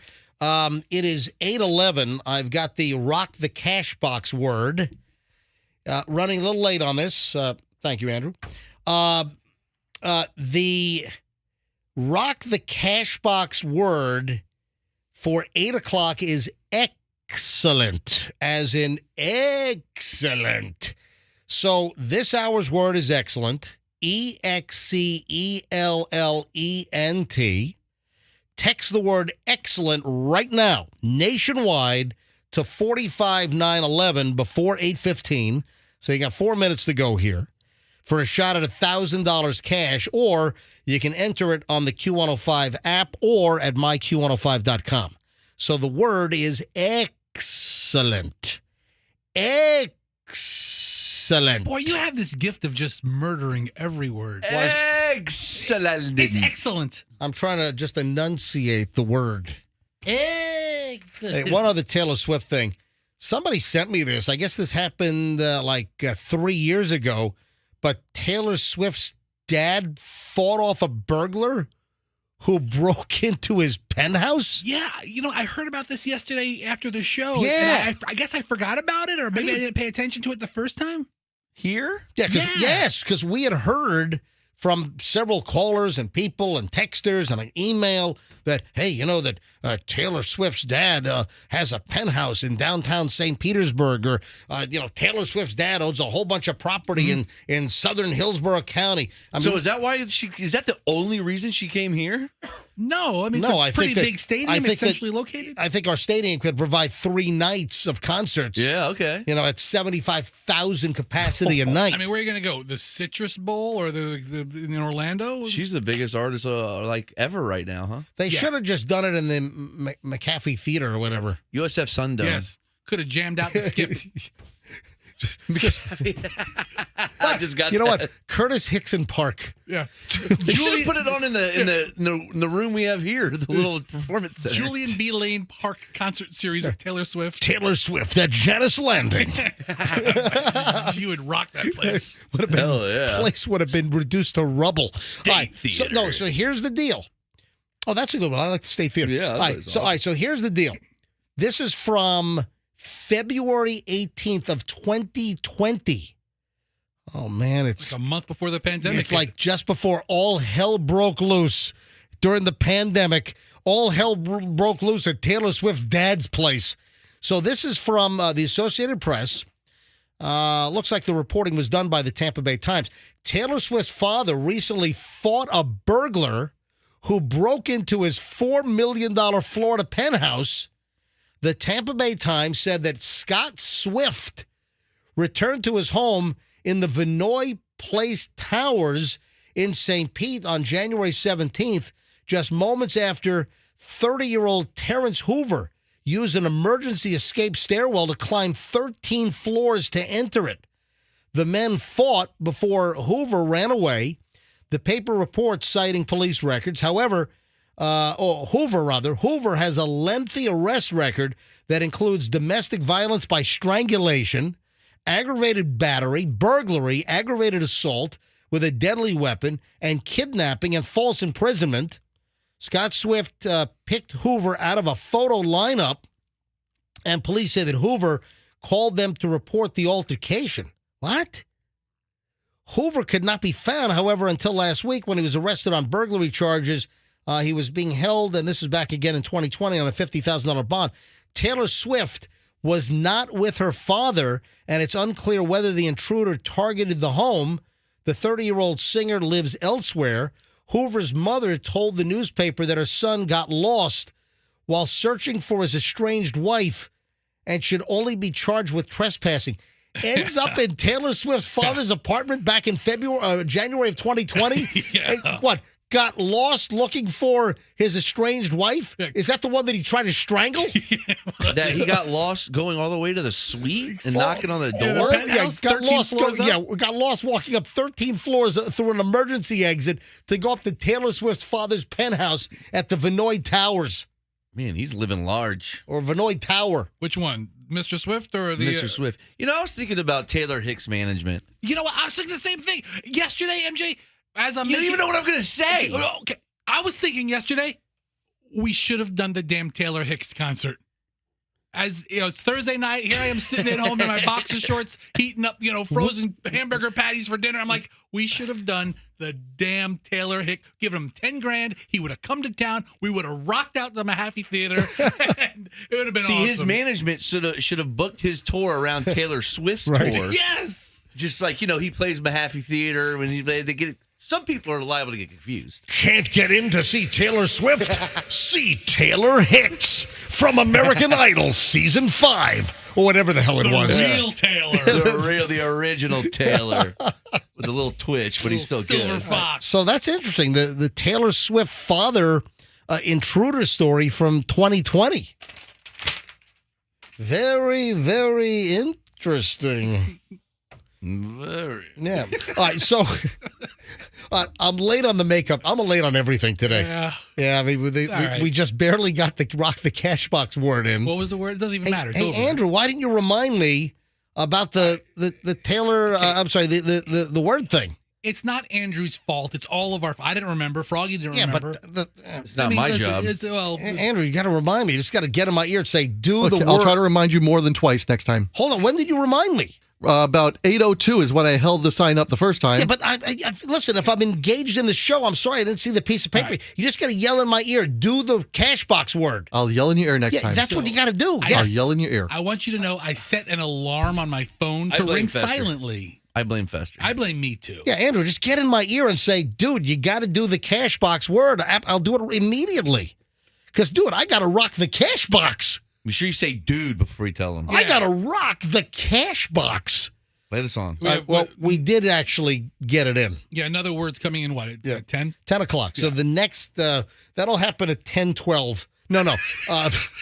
No, so 10 o'clock. Andrew's going to crack the mic at 10:16. Yeah, 10 o'clock this morning, the next rock the cash box word, and your chance to win $1,000 here on the MJ Morning Show. All right, now, here's the item that I was supposed to do half an hour ago. And it's a couple of things regarding makeup. And why is it that they compare everything to a toilet seat? Have you ever noticed that? Yeah. Because everybody's butt sits on those things. I'll give you an example. Your kitchen counter is dirtier than a toilet seat. Your kitchen sink is dirtier than a toilet seat. Your refrigerator handle is dirtier than a toilet seat. All these guys want to be scientists, and all they have them is in bathrooms all Your the time. belly button is dirtier than A toilet seat? a toilet seat. Yeah. No, it's like just everything is compared to toilet seats. What are they going to say? Your makeup brush is Yes. dirty? Wow. Yeah, that's the latest. Okay. Yes. Really? The latest now is that your makeup brush is dirtier than a toilet seat. That makes sense. I mean, where do you keep your makeup brush? You keep it usually, I guess, in the bathroom, maybe? Right? No, you keep it in a little packet. That's where I keep mine. No, I keep mine up my butt. Jesus. MJ cut out the middleman. You took that down on a different path. Down the back road. Wow. Yeah. So a new study sheds light on how dirty makeup brushes are. Ugh. And it reveals that there is a horrifying amount of bacteria that's all wedged on your unwashed brushes, your makeup brushes. Doesn't matter where they're stored. The dirt, the bacteria, apparently it's more than the average toilet seat. I mean, think about all the skin and flecks of your body that's on those brushes just by rubbing them against your face regularly. Researchers swabbed clean and unclean makeup brushes at the end of the 2-week trial period, while also testing various common storage methods at a bedroom vanity, in a makeup bag, in a brush-specific bag, a drawer, and a bathroom holder, and then comparing the results to the swab of a toilet seat. Well, listen, is this a toilet seat in like the guest bathroom of a house? Is this the toilet seat at a festival? At an airport bus station? Yeah. I'm sorry, an airport bathroom or a bus station bathroom? Or is this a toilet seat like in one of those porta-johns at the state fair? You'd think there's different levels of disgustingness on each of those exactly. examples. So what's the standard of the toilet seat they're testing? What about these scientists? So they compared the results of the toilet seat swab, and they found that no matter where the brushes were stored, the number of bacteria was either the same as a toilet seat or more than a toilet seat. Okay. Thanks for this earth-changing research. It is. Look, dude, I'm looking at the the petri dishes with the, what is it, like a lamb's blood or whatever the hell that's probably synthetic these days. Right. But, where they used to, when I was a kid and they like swab you for like strep throat, and you had to wait like 2 days for the bacteria to grow on like some little like red gel. Seriously, they had like an incubator when I was a kid. Last time I had strep throat, I think I was 9 or something, like 1975. But everything's gross. Everything's covered in germs. I've given up wiping down toilet seats. I just plop down now. I've read too many stories that say it's just a fib. It's urban legend. Well, listen, also, you can't get a disease from a toilet seat. I know, and you feel what? You feel so much better. You play around with that stupid toilet seat protector, which, man, those things are like impossible to lay down. You're like trying to put the toilet seat protector down, and it's falling into the toilet, or the center part gets stuck in the water, drags it in. Ugh. You go to sit down, it moves. Ugh. I mean, the hell, those little flimsy toilet seat protectors, like, they're awful. Oh my God, this is the barrier between life and death. This will save you. Oh my God. And it always sticks to your butt when you stand up. Always. I have a very sweaty. Oh, no. You don't have area. Listen, I don't want to hear about your sweaty rear area. It's a very clingy paper. But those toilet seat protectors are the worst. Could there be any worse execution of the toilet seat protector? Yeah, somebody needs to reinvent that thing. I'm telling you, exactly. Like that Dyson guy that reinvents everything? Right. And makes it better? That Dyson guy needs to reinvent the toilet seat protector. For real. That's what that dude you know what they need to have is a couple, like a blower that can blow you and make you hover above it. The Dyson butt blower. You never actually touch the surface. Yeah, you just hover above it. Well, let's take the technology from a hovercraft. That wouldn't work. And put it on your butt. Dude, everything would fly up. Then you're right. Hang on, I'm moving on from your butt, guys. I'm moving on from your butt talk over here. Our butt talk. But then on top of the makeup brushes being filthy dirty with bacteria, ladies, then I found a story that a woman is on social media. She shot a video that she shared her makeup brush with friends, and she ended up with ringworm on her face. Oh, that's awful. Oh, my God. Dude, one time I was on vacation with my buddies, and one of my buddies was a real male. I mean, he slept with everybody. Right. And I brought a Mach 3 razor, and he had a Mach 3 razor. So hold on a minute. You have a male slut friend? Yes, absolutely. That sleeps with everything? Well, this was back in college. Okay, all right. He was he very good looking guy. I know who it wasn't. And he So you had a Gillette Mach 3 razor. Yeah, and he had a Gillette Mach 3 razor. And that was during the time where every 6 months, like Schick or Gillette, they had some new groundbreaking miracle discovery that will change the way you shave. Then you find out that they spent like $2 billion developing, adding like a fourth blade. It's like, what? Mach 4. Yeah, I'm mocking. Right. Guess what? I'm mocking the whole process is what I'm mocking over here. All right, so what happened? So what happened is I was shaved, and I'm like, and I saw his razor next to mine, and I'm like, oh my God. And I thought I used his razor. I wasn't sure, and I started freaking out, and I had a panic attack because I thought I had like... Oh, you'll get face herpes from him or something. I thought I was going to get face herpes. So I went to the doctor, and I got all these tests. Did you really? Yes. I was freaking out. You thought you used his razor? Dude, I thought I had like HIV or something. I didn't know. I thought like makeup brushes were like one of those... You got face gonorrhea. I was like, doctor, I think I've got faceorea. I got faceless. That's like a face syphilis. Oh, God. Makeup brushes are one of those things women don't share. It's a real personal I've got clephasia. Oh. Clephasia. Sir, I have bad news. It's clephasia. And you really got tested after using his razor? I told my doctor, I think I use my friend's razor, and he is riddled with diseases, I'm sure. So I need to be helped. Turns out I was okay. It must have been my razor. You were all negative? Yes, all good. You gave the face herpes to yourself. Oh, my God. Unbelievable.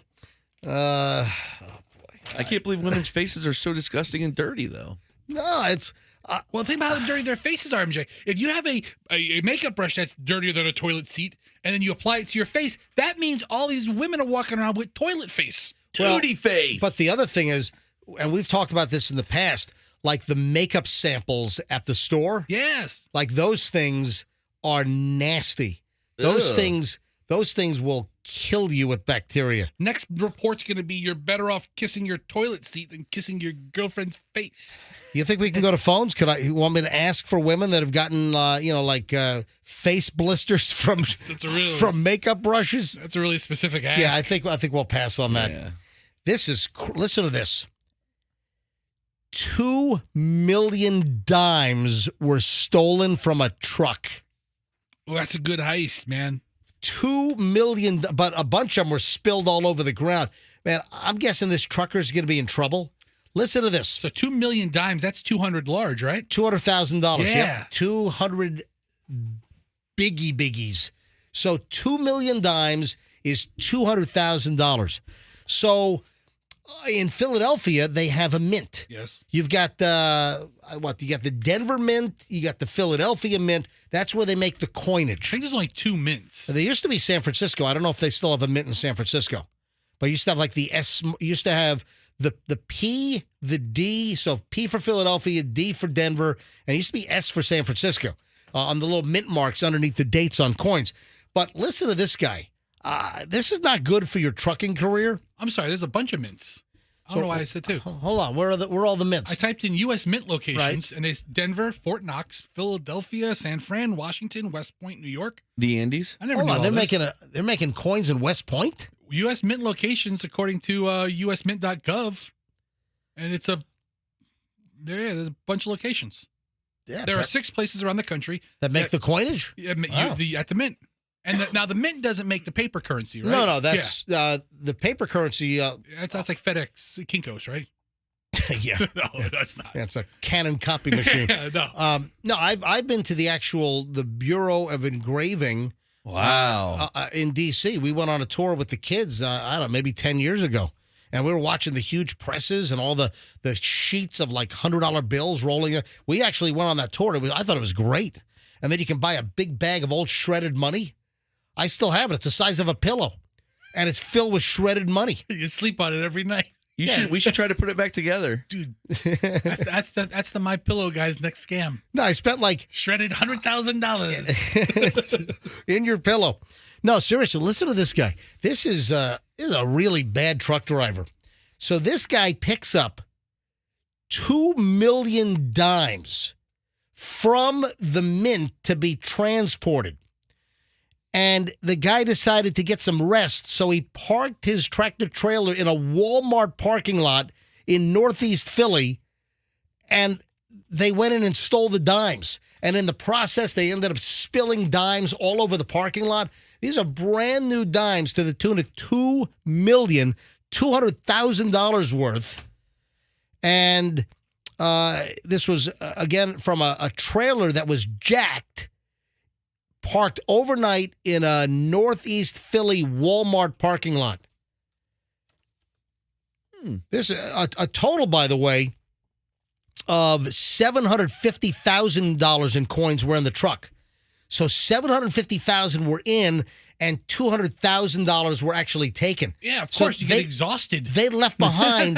$550,000 in coins that. Well, first of all, can you imagine whatever vehicle they had, if they tried to get all that in there, it wouldn't fit, or they'd snap the damn axles. It'd been a lowrider. Payload on this. It'd be easy to find. How do you move that many dimes? But there were barrels. It looks like they were transporting these things in like giant. They look like those huge Rubbermaid like janitor trash cans. It Those looks big like gray ones. Yeah, that's what it looks like, in huge barrels. Oh man. This is nuts. The truck driver had picked up the dimes from the Philadelphia Mint on Wednesday and decided to park the truck in the parking lot before going home to get some sleep. This guy left $750,000 in U.S. coinage in a Walmart parking lot. It'll be fine. And guess where he was headed? Florida. Oh, yeah? This truck was supposed to head right down I-95 to Florida. Doesn't say exactly where he was going to drop off the coinage, but what a hot... Excuse me. What the hell? It's like Wendy Williams or something. Yeah, Bert first. Yeah, only came out the front, though. Okay. Yeah, it wasn't a... Sorry. Yeah, that was nothing like a Wendy Williams. That wasn't a true Wendy Williams. It's a matter of time. She's not lonely. I apologize. I'm not sure that could ever be done in the history of time. She apologized 2 times. Once for each my Jesus! once for each action. It's crazy. But this guy, you think he's going to be transporting coins for the mint anymore? I mean, he's going to need some kind of training. Now, we don't know if the truck was specifically targeted because cops said that there was an ongoing issue in the area with cargo thefts. Tell you what, it's probably Christopher Moltisanti. So you think you're just going to roll a truck and then you realize there's a lot of money in here in almost the smallest denomination. Yeah, because the story that I saw from Philly News is that there were a bunch of tractor-trailer cargo thefts recently in the area, and they were stealing all kinds of crap. They stole TVs, they stole refrigerators, they stole chicken, and now they got a couple of $100,000 worth of dimes. You know they were starving. They were hoping for some chicken. The cop said if anyone has any information, if you'd like to drop the dime on somebody, then call up Crime Stoppers. There's an aerial shot of the You scene. guys didn't even get the dime deal? We got the dime. Yeah, we got it. We just didn't laugh. I mean, it wasn't that great a joke. Yeah. I mean, let me laugh. Yeah, and there's images. There are dimes strewn all over the parking lot. Against the backdrop of the black asphalt, it looks like a galaxy of stars. It does. Shining in the sun. That's cool. Hey, what do you think about the revelation that came out yesterday that Britney Spears has finished what she claims is a brutally honest memoir? I want to see it. There is a report, seriously, that Britney Spears' memoir, which she claims is now done, is going to shake the world. Is that a Taylor Swift song, Shake the World? Is that? No, it's Shake It Off. Shake It Off. Listen to this. Yeah. Britney Spears' bombshell memoir will be an instant bestseller, according to Page 6. Britney's bombshell book is already ready to go.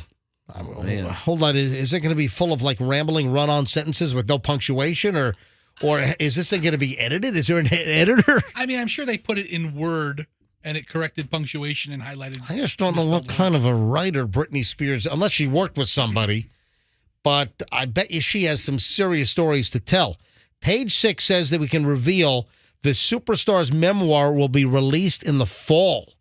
And publishing insiders have described the manuscript as inspiring and a groundbreaking instant bestseller.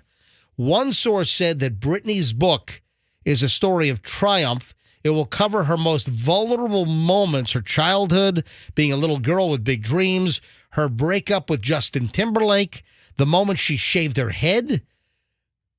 Do you think she talks about the MJ Morning Show billboards where we used her image of her with the shaved head attacking the guy with the umbrella? Remember that? You know what? MJ? And we got cease and desist orders from Britney's lawyers on that. You should put those images on your Instagram and tag her and tell her she can use them in her book. Oh yeah, you got to give her permission. Offer her. Hey, Britney, offer them to her. Yeah, put our billboard, because folks, if you remember, this is I think the Smoking Gun has it. Yeah, go to the Smoking Gun quickly. Go to the Smoking Gun and then just type in like MJ Morning Show, Britney Spears billboards, and then thesmokinggun.com, and yeah, type in Britney Spears billboards, MJ or MJ Morning Show. There we go. Look at this. Britney, what is the date on this? Go click on that. Britney Ballistic over 2007, June of 2007? Yeah, June 19th of 2007 on thesmokinggun.com. It was a picture of Britney Spears with when she went crazy and her head was shaved and she was trying to attack paparazzo with an umbrella. And we put up 3 different billboards all around the Tampa Bay area for the MJ Morning Show when we were on 93. And one was total nut job. And what it was a picture of Britney, and then it was a picture of me. So Britney was on the left side of the billboard. I was on the right side of the billboard, and I'm making like a face. I just did that on MJ TV camera. So I'm making this face, and then we had different slogans on the board. So there was total nut jobs, and there's the 2 of you. Then there was shock therapy, and then there was certifiable. Oh, man. And we put these up, and Britney's lawyers sent the cease and desist. In fact, the letter's even here. All right, hold on a minute. No, close that. Let me just read the story first. And then June 17th of 2007, Britney Spears is threatening legal action against a Florida radio station that used a bald-headed photo of the pop star on billboards that appeared to call her sanity into question. In a June 14th letter to Clear Channel Communications, lawyer Donna Schneider, Spears' counsel, I had plenty of dealings with Donna Schneider over at the Clear Channel / iHeart legal department over the years. Spears' counsel claims that the billboards promoting the MJ Morning Show were outrageous to the extreme and demanded their removal. A copy of the Spears legal letter can be found below. The 3 outdoor advertisements, which are reproduced at the right, pair a paparazzi photo of a bald, snarling Spears with a picture of WFLZ morning show host Todd Schnitt, who uses the air name MJ. They are headlined Total Nut Job, Shock Therapy, and Certifiable. According to the star's lawyers, Spears' likeness has a multi-million-dollar value for authorized commercial exploitations. And as a result, she's entitled to very substantial damages from Clear Channel. The MJ Morning Show airs on several stations across Florida. The Spears billboard, which first appeared in April, advertised the program in Tampa, Jacksonville, and Clearwater. That was the Tampa Bay area. We were in Jacksonville. We were in Melbourne. We were in St. Louis. We were huge in St. Louis. We were on in Atlanta for a while. Yep. On the max. We were. But, man, that's I forgot about that. The billboards. Still up on Smoking Gun. That's crazy. It's still in the archives on thesmokinggun.com. Hey, Andrew, you ought to write a story on this. Just do an MJ Morning Show flashback. I'm not sure this kind of a... maybe with the Britney Spears memoir coming, remember the MJ Morning Show billboard, something like that. Do a post. Maybe we'll get 9 hits. All right. So I can say it now. We leaked the letter. I sent the letter. We did. I leaked the letter to the Smoking Gun. Duh. Yeah. This thing was. I think TMZ ran the story. The National Enquirer. I mean, all the Entertainment Tonight. This was a big story. And knowing what she's been through, MJ, now, do you feel bad about it? I mean, I feel awful. I feel like I need to break into Britney's house and make amends. Oh God. I don't know if I'd break into the house, but 2007 mental illness wasn't quite what it is. Quite what it is. Yeah, today we'd be canceled. Yeah, I mean, I would be more sensitive to her mental illness at the time. Maybe you shouldn't repost it. Yeah, you know what? I don't think they ever pursued us legally. We had the cease and desist letter from Laveley and Singer, which is like the attorneys to the stars out in Hollywood, out in Los Angeles, in Century City, if I'm not mistaken. So, and look at the letter, the full letter, the legal threat letter is posted. You got a lot of letters from those guys back in the day, wasn't it? You know Catherine Zeta-Jones? It's in such a tiny print. Yeah, we had multiple over the years. We had multiple letters from the law firm of Laveley and Singer. Catherine Zeta-Jones is 9 months pregnant. She's smoking a cigarette, and you we put a picture of it up. We did. Anyway, so Britney Spears is going to have a brutally honest memoir. Wow. It's a story of survival, finding her way out of crippling conservatorship. Dude, she's got some stories to tell. Finding happiness with her husband, Sam. Jason Alexander. No, Sam Ashgari. Oh. Yeah, the Jason Alexander marriage, for the one for 2 days. Page 6 can exclusively reveal that Spears has been working with ghostwriter Sam Lansky, an acclaimed novelist and journalist who has written for The Atlantic, New York Magazine, Time, and has profiled stars including Madonna, Nicki Minaj, and Adele. And her publisher, Simon & Schuster, is said to be thrilled with the yet unnamed tome, which is now complete and going through final legal revisions for a planned release ahead of the holidays. Source says that Britney's book is brutally honest and from the heart. No stone is left unturned. Well, I'll be the judge of that, because if you don't mention the MJ Morning Show billboard, then a stone was left unturned.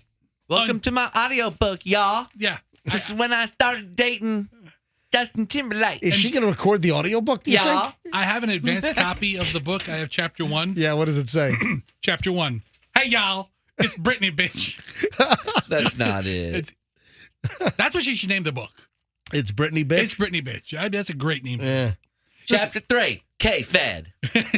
Apparently, the book deal was $15 million advance. Okay, good for her. Is you going to do better than Spare? Yeah, I like Britney. I do. I wish her the best. She's had a rough go.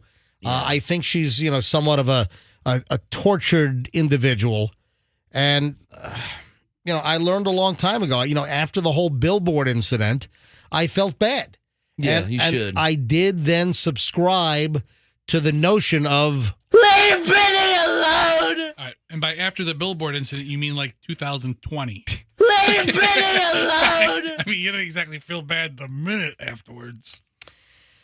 Ladies and gentlemen, this concludes 1 hour and 20 minutes of nonstop MJ Morning Show. The Iron Bladder Boys do it again. Good job, Froggy. We do it every morning. Folks, make sure if you listen to the show, you love the show, or even if you just somewhat like the show, or even if it's just marginally entertaining, just remember to listen when you get out of your car. So you don't have to stop listening to us. When you get to your office, to your work, wherever, whatever you're doing, you can continue to listen to us on your phone. Just get the free apps. Get the Odyssey app, Audacy. Get the iHeart app. Get the TuneIn app. Get the MyQ105 app, and you can listen to us live after you get out of your car. And, I also recently launched Operation MJ9. And Operation MJ9 is to make sure you're listening to our entire 9 o'clock hour, which begins in about 16 minutes. Because we're loaded, we're nonstop content in the 9 o'clock hour. So keep listening, folks. Get the app. Just search for Q105 Tampa, and you can listen on your phone. Listen on your desktop computer. Just go to mjmorningshow.com. Top right-hand corner, you'll see Listen Live. Big red button. You can't miss it. It glows like Rudolph's nose. Click on that. Listen on your desktop computer. The whole show. Boom. Stream it. Or smart speakers. You just listen to Q105 Tampa Bay. All right, 8:44 at the MJ Morning Show, and we're loaded. I got 30 minutes of nonstop MJ when we get back in just a second. One of the big celebrity diet deals is falling under more and more scrutiny. So do you follow this big celebrity diet deal? And I'm going to give you something very, very interesting. There's also a very, very controversial suggestion about kids and air travel. So you got to hear this. Kids in airports, kids on a plane. And you know that lady from the Shark Tank? Cochran? Barbara Cochran? Corcoran. Corcoran? Yeah. Yeah. Shark Tank's Barbara Corcoran has said something very, very controversial. It's kind of mean, actually. So hold on. We'll get into all this next on the MJ Morning Show here on Q105. Stand by.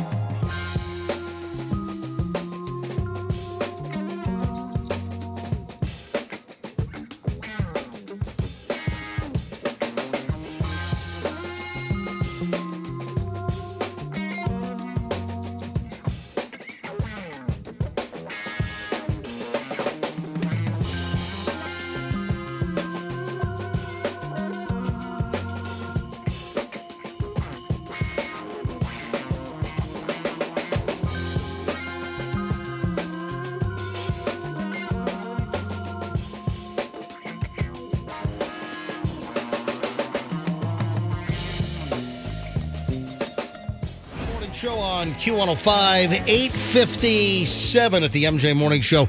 Heads up in just over an hour. So if it's 8:57, that makes it 3 minutes before 9 o'clock. And 9 o'clock is 1 hour before 10 o'clock. And at 10 o'clock, we roll out the next Q105 Rock the Cash Box word. We did one at 8 o'clock. Well, actually, 8:11 this morning. But then 10 o'clock will be on time. That I can guarantee because I will not be here. So, we can almost guarantee we will not be here to screw it up. The 10 o'clock will not be late today, but your chance to win $1,000. So listen up for the keyword. It'll happen at 10 o'clock this morning, then again at noon, then again at 3, then again at 5, and you get a shot to win $1,000 each time. When you hear the word, you just text the word to the nationwide text number that we're going to give you, and you get a shot to win $1,000 each and every time, multiple times every day here on Q105. Stand by. Wacky Jackie. Now, I got a lot of stuff to do. Good morning. It's Friday. I know. All right, listen, you got to turn it down about 80%, all right? Come on. Oh, I know. All right, so here's the. I'm hyped up, man, but you make me look like I'm in a coma. All right. Well, I have to come running in here because I have to tell you, I saw the Poke Bowl video.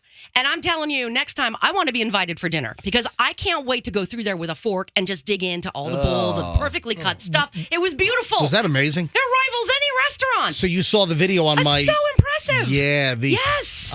Folks, it was last week. So this is Friday. It was last Friday night. We invited neighbors over. Yeah, good job keeping up on your social media, Jack. I swear to God, really? It was a week ago tonight. Oh, can't help it. So, folks, if you have not seen the Poke Bowl setup, Michelle and I did unbelievable prep. We had spicy tuna. We had spicy salmon. We had regular tuna for those that didn't want the spicy stuff. Man, I tell you what, I make an amazing tuna. I get, a sushi grade tuna. It was beautiful. I cut it up, I cube it, you put it in a bowl, a little bit, and there's no recipe. I just do it by eye.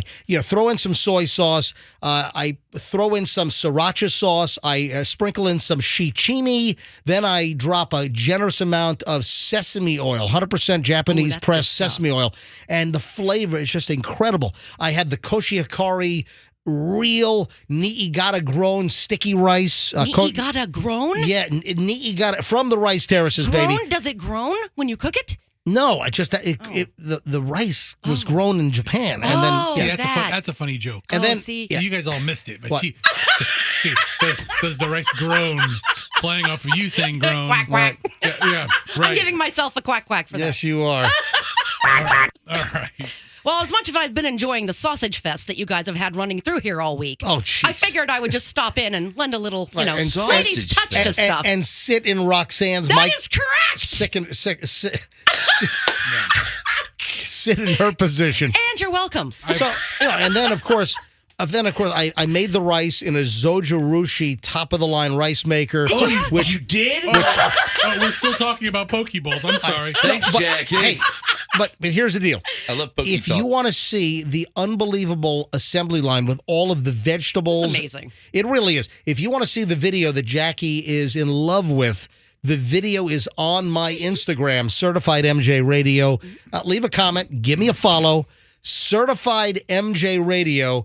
And just look for the little video tile. It's a rice. It's got the rice cooker right there is the opening frame. but also there's a bunch of vegetables. So you can see the food laid out on the granite countertop. So go look at the video of the Poke Bowl that Wacky Jackie here is just absolutely enthralled with. It's crack for foodies. It is. And it's on my Instagram. My Instagram is Certified MJ Radio.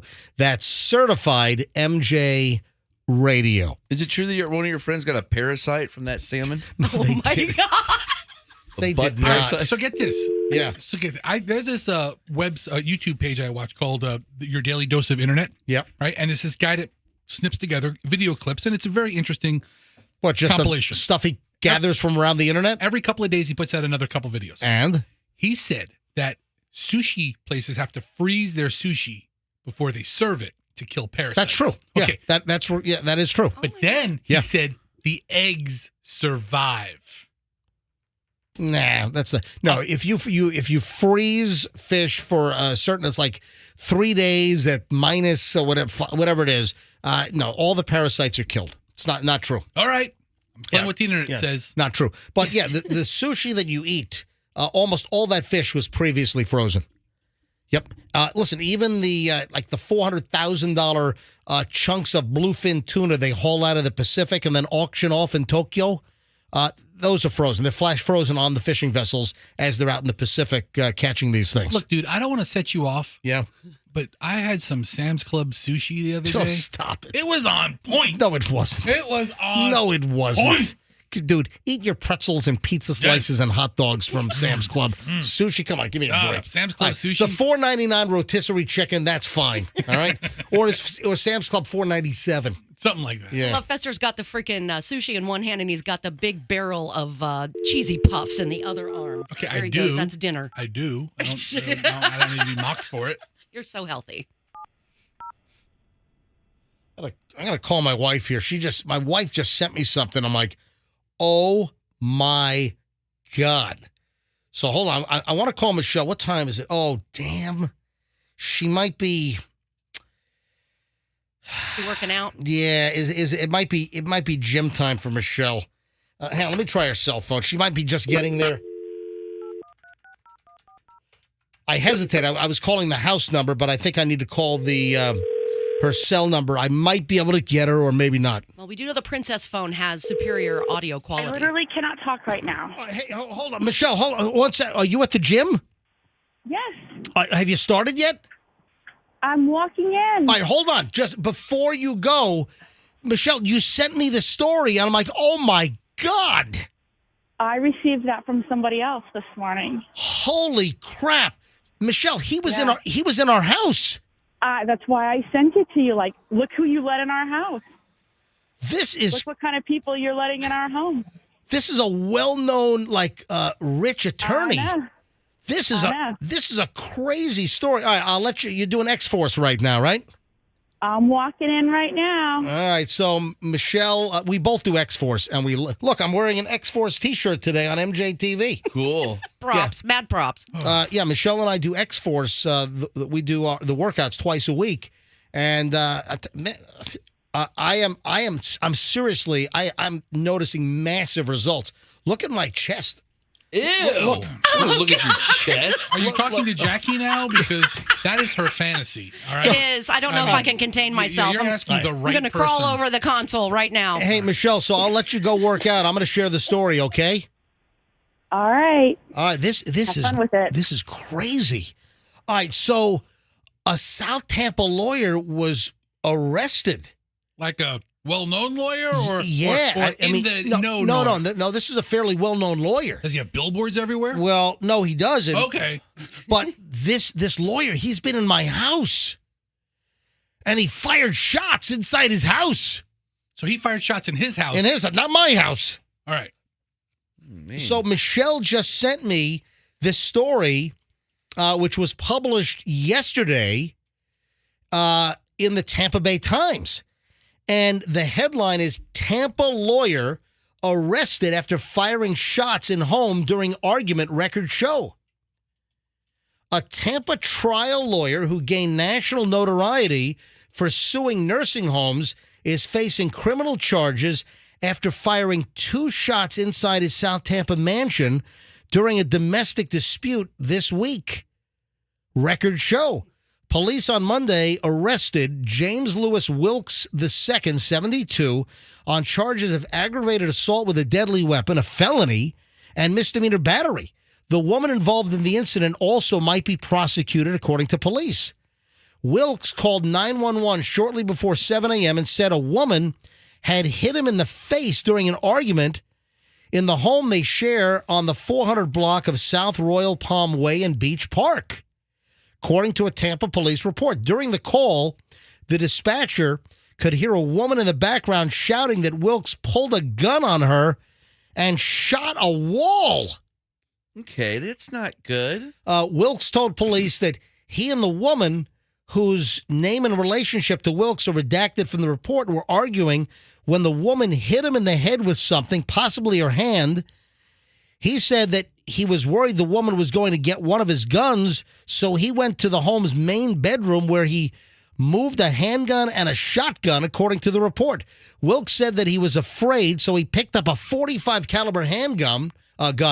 Wilkes said the argument continued, so he fired one round from the handgun into the bed and another round into the bathroom wall to scare the woman and stop the argument. He said that he did not aim the gun at the woman. The woman told police she hit Wilkes and that after he fired into the bed and wall, he put the gun to her temple and then her torso and threatened to kill her. Okay. According to the police report, according to this Tampa Bay Times report that I'm reading, Wilkes denies that. Wilkes was booked into the Hillsborough County Jail on Monday. His first appearance in court, initially scheduled for Tuesday, was reset for Wednesday. He was released later that day, posting a $1,000 bail. Police did not arrest the woman, but filed a charge of battery on a person older than 65 against her for the Hillsborough County State Attorney to review. Not Andrew Warren, though. Tampa Police spokesperson Marissa Lynn gave the details. The woman's name was not released because she's still protected under Marcy's law. Man, this is a crazy story. So why was James Wilkes II, the attorney in South Tampa, who apparently got into this alleged domestic incident and firing 2 shots into his bed and bathroom wall, why was he in my house? Why? Why do you think he was in my house? You had a elderly home lawsuit. No. Your mom had bed sores at a rehab facility. He did make his fortune suing nursing homes. What was it? Well, it was the South Tampa Debutante Ball. No, I'm kidding. No, oh, my God. What'd he dress as? I'm kidding. It turned out he was interested. I think he had hired my architect. So the architect that I hired, this is, if my memory serves me right, this is about 15, 16 years ago, maybe.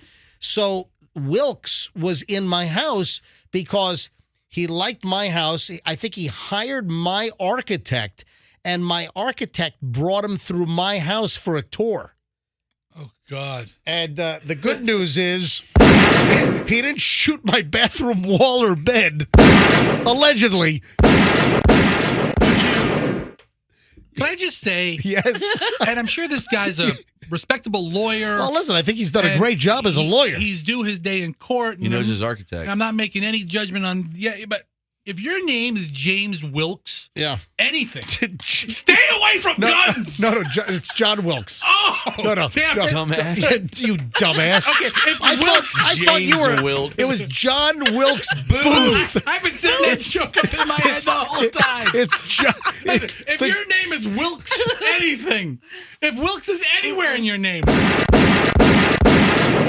stay away from guns. No, it's John Wilkes Booth was the guy that shot Lincoln and he jumped off the balcony and broke his ankle. The Ford Theater. How funny would it have been if this guy jumped off his, porch and broke his ankle? Oh, just man. hilarious. Hold on a sec. Wait a minute. Isn't... What? I think this could be the day that Lincoln died? Died. After getting shot like a day or so earlier at the Ford Theater. Hang on a minute. So Lincoln was shot on the evening of April 14th, 1865. That's tonight. Oh, my gosh. Holy crap. How's my history recollection? What a happy accident that is. And then tomorrow, the Titanic sank. Yeah. Seriously. I don't know that anything involving President Lincoln getting shot is happening. All right, so April 14th of 1865, Lincoln was attending a special performance of Book of Mormon at the... He was watching Hamilton. He was watching a special... Avenue Q. He was watching Our American Cousin, some comedy. Ooh, that's a good one. Is it Ford Theater or Ford's Theater? Ford. And of course he was shot by John Wilkes Booth, not James Wilkes. Oh, the man man. who shot Lincoln, James Wilkes. The Wilkes part remains. And he fled to Beach Park. No. Why is everything's happening in Beach Park lately? Yeah, well, hey, earlier today, folks, if you missed it, I had a story that I heard like third hand that there was a white van that tried to abduct a jogger in Beach Park in South Tampa. And we had the mother of the 17-year-old girl call up and say, the story is true. It was my daughter that was almost abducted by a white van in Beach Park on Sylvan Ramble. Wow. And she called up this morning in the, 7 o'clock hour? 7:45-ish, somewhere around there? Mom told us all the details, and we have her contact information to follow up with her. Yeah, so Ford's Theater. And then Lincoln was shot on this date, later this evening, back in 1865. And then did he die? When did Lincoln die? Did Lincoln die the next day? Night. Yeah, so he died on... They took him to a house next door in a bed that was like a midget bed. Yeah, like across the street, and the bed was made for like a 5-foot person. I've been in Ford's Theater. I've been there too. And also, we took the tour of the... Across the street? We took the tour of the house. You see the bloody pillow? We walked into... Seriously, we walked into the bedroom. I was a kid. Me too. We were able to tour where they brought Lincoln after he was shot right across the street. I was like, that bed sucks. So little. Is that blood? Ooh. How about that?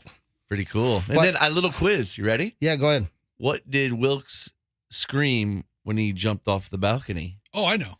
Geronimo! Thank you. My guess was, look out below!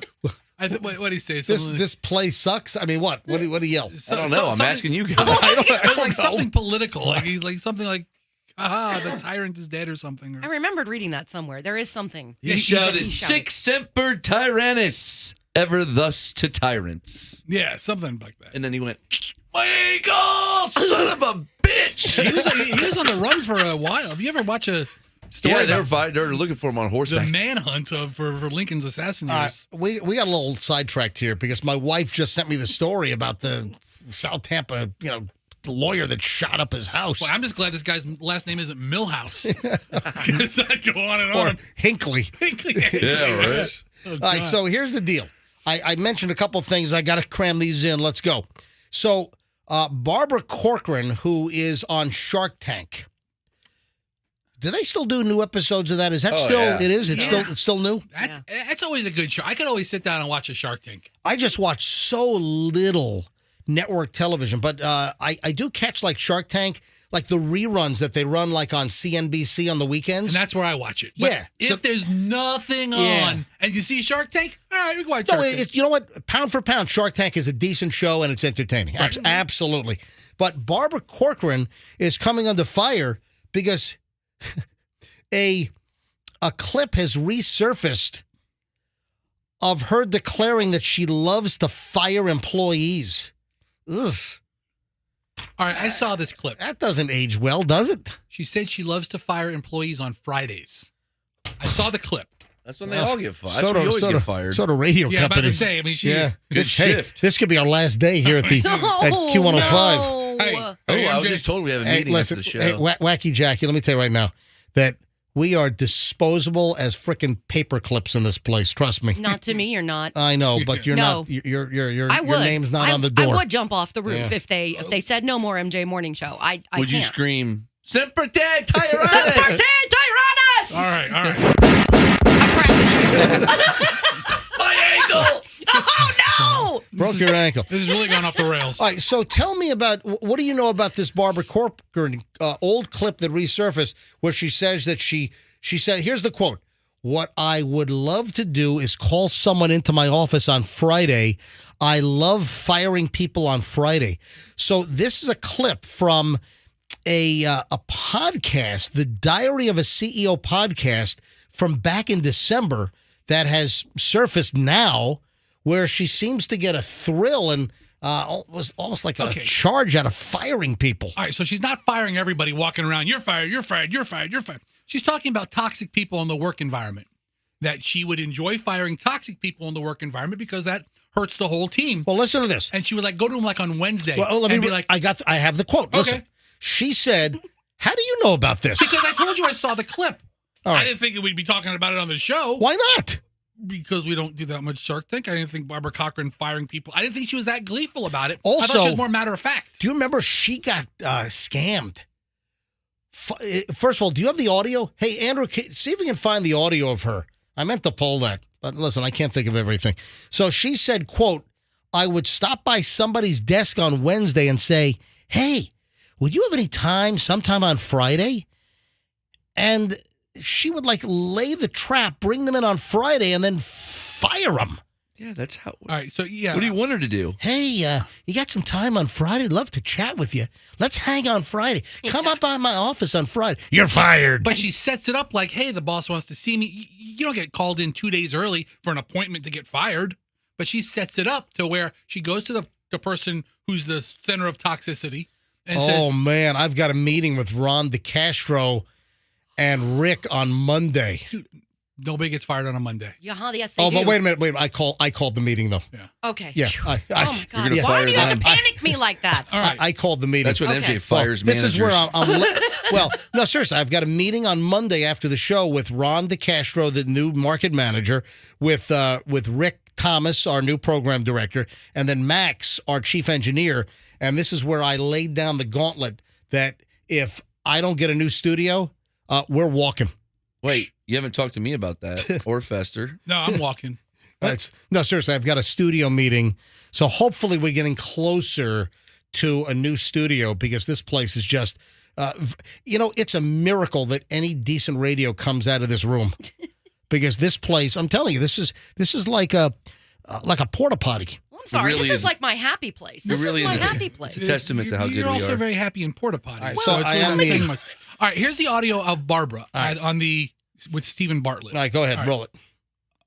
Oh, come on. I just clicked it. Here we go. Yeah, go ahead, play it.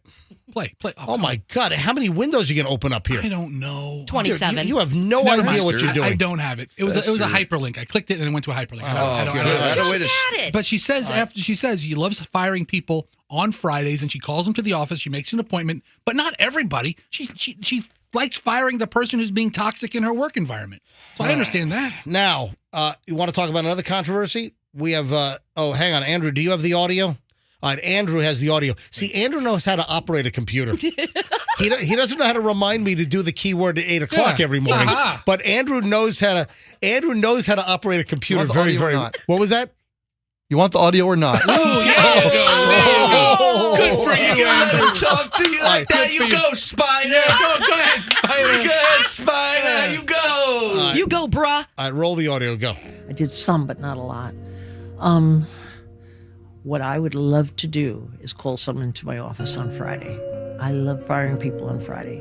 I would stop by someone's desk on a Wednesday and say, hey, would you have any time sometime on Friday? They should have heard about the rumors. Yes. What time's good for you? 2? See you at 2.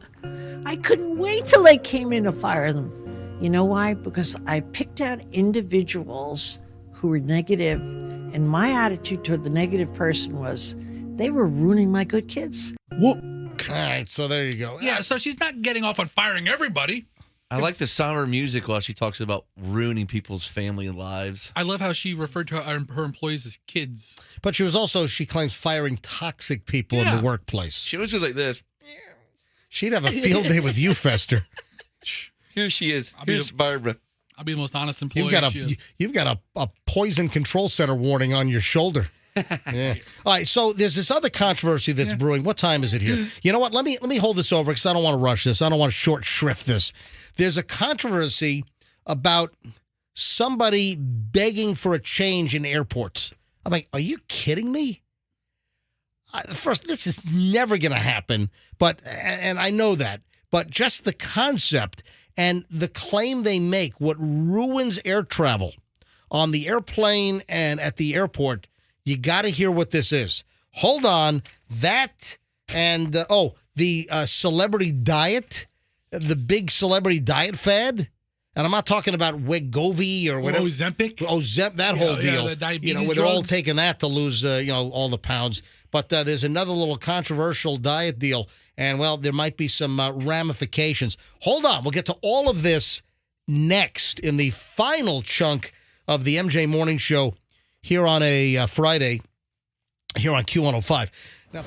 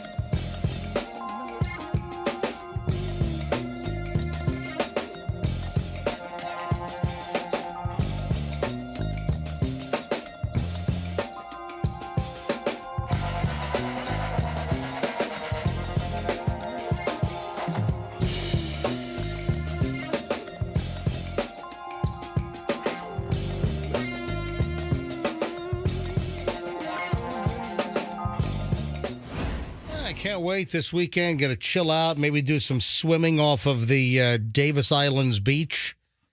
Oh, that's a nice beach. Oh, wait a sec. There's a poop water warning over there. Hang on a minute. On Davis Islands? Oh, my God. Oh, can you believe it? Yeah, according to Channel 8's website. I saw this last night on News Channel 8. According to the Florida Department of Health in Hillsborough County, the advisory should be considered a potential risk to the bathing public. Swimming is not recommended. Yeah, public health advisory issued for Davis Islands Beach yesterday due to high bacteria levels. That means poop water, essentially. No. Now, listen, I don't want to ruffle feathers, but I'm it's really a disgusting area to bathe. I'm on the Tampa Bay side of things. Right. See, I consider the Tampa Bay side, the west side of the South Tampa Peninsula, West Shore, that side of the Tampa Bay side, that's the good water. I'm sorry, but the backed up all the way into Old Hillsborough Bay, the Harbor Island, Davis Islands, that's kind of like the junk water. Right next to the docks and all that, hey, machinery. I'm just my opinion. And I've got a lot of friends that are on Davis Islands and Harbor Islands, but I'm sorry. That's, when you think of Tampa Bay area waterfront property, there's some nice homes back there, but I just always consider that more of the junky water back in there. So yeah, I'm a water diva. I'm an old Tampa Bay snob. Yeah. Versus like old Hillsborough Bay, back up, wedged in all up in there. And the people in the Gulf are laughing at all of you. Yeah, exactly. And then the really good stuff is like Indian Rocks Beach and Reddington Shores and Bel Air, whatever. Down toward Tierra Verde and all. Yeah, that's where you go. And of course, down in some of the St. Pete beaches have always come in among the best on the planet. Like you head on down to like Fort DeSoto, down in that area. Paso Grill area. Paso Grill. Yep, St. Pete Beach. Yeah, that's some awesome stuff down in there. But so if you're not supposed to swim in the Davis Islands water right now. So that's a dog beach, by the way. I don't know if you knew that, MJ. So there's already a reasonable amount of... So people want their dogs covered in poop water? Is that it? Or the dogs make the poop water? Maybe so. Yeah, it's more like that. So just a little heads up on Davis Island's health advisory. Don't swim in the water. That's the advice. Not to confuse it with the disgusting water at Ben T. Davis Beach. Oh, man. Which I also try to stay out of as much as I can. Or the Gandhi Beach. Yeah.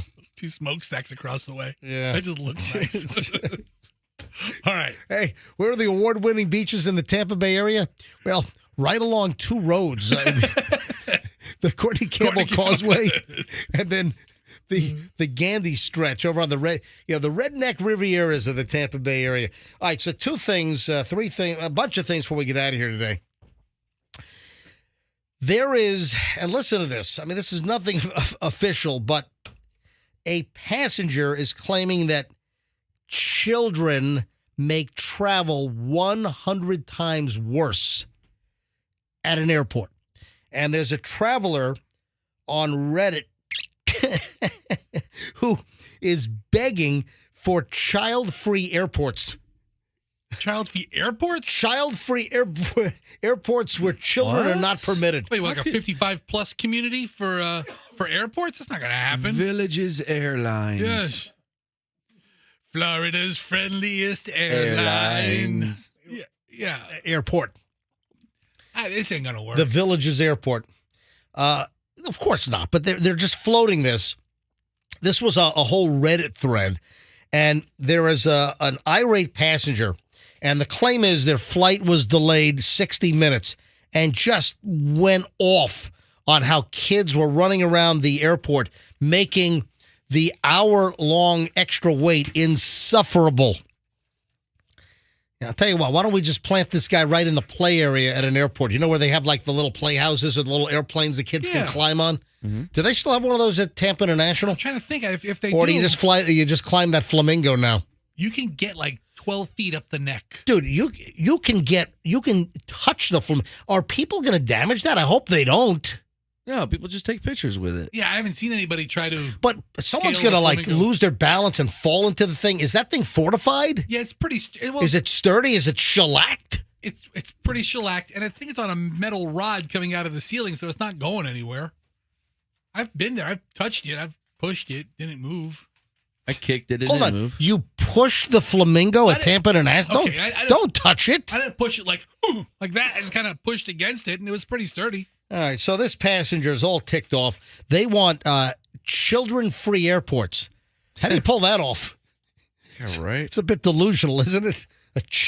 And they took pictures apparently of like strollers all over the place. That's and right. Kids. You know what's amazing is the parents that allow their kids to crawl and play on the floor. I'm like, are you crazy? Why? What's going to happen? Those floors are disgusting. Airplane floors. That's another thing. Airplane floors are nasty. Every place is disgusting. Just You know what? Life is disgusting. I'll spray them with Lysol later. There you go. Shut up, kids. So anyway, this person's trying to get child-free airports. Yeah, good luck with that. Hey, speaking of airports and speaking of Tampa International, this seems like a lot of money. I'm not a people mover shuttle expert. That's not in my resume and bag of tricks. Okay.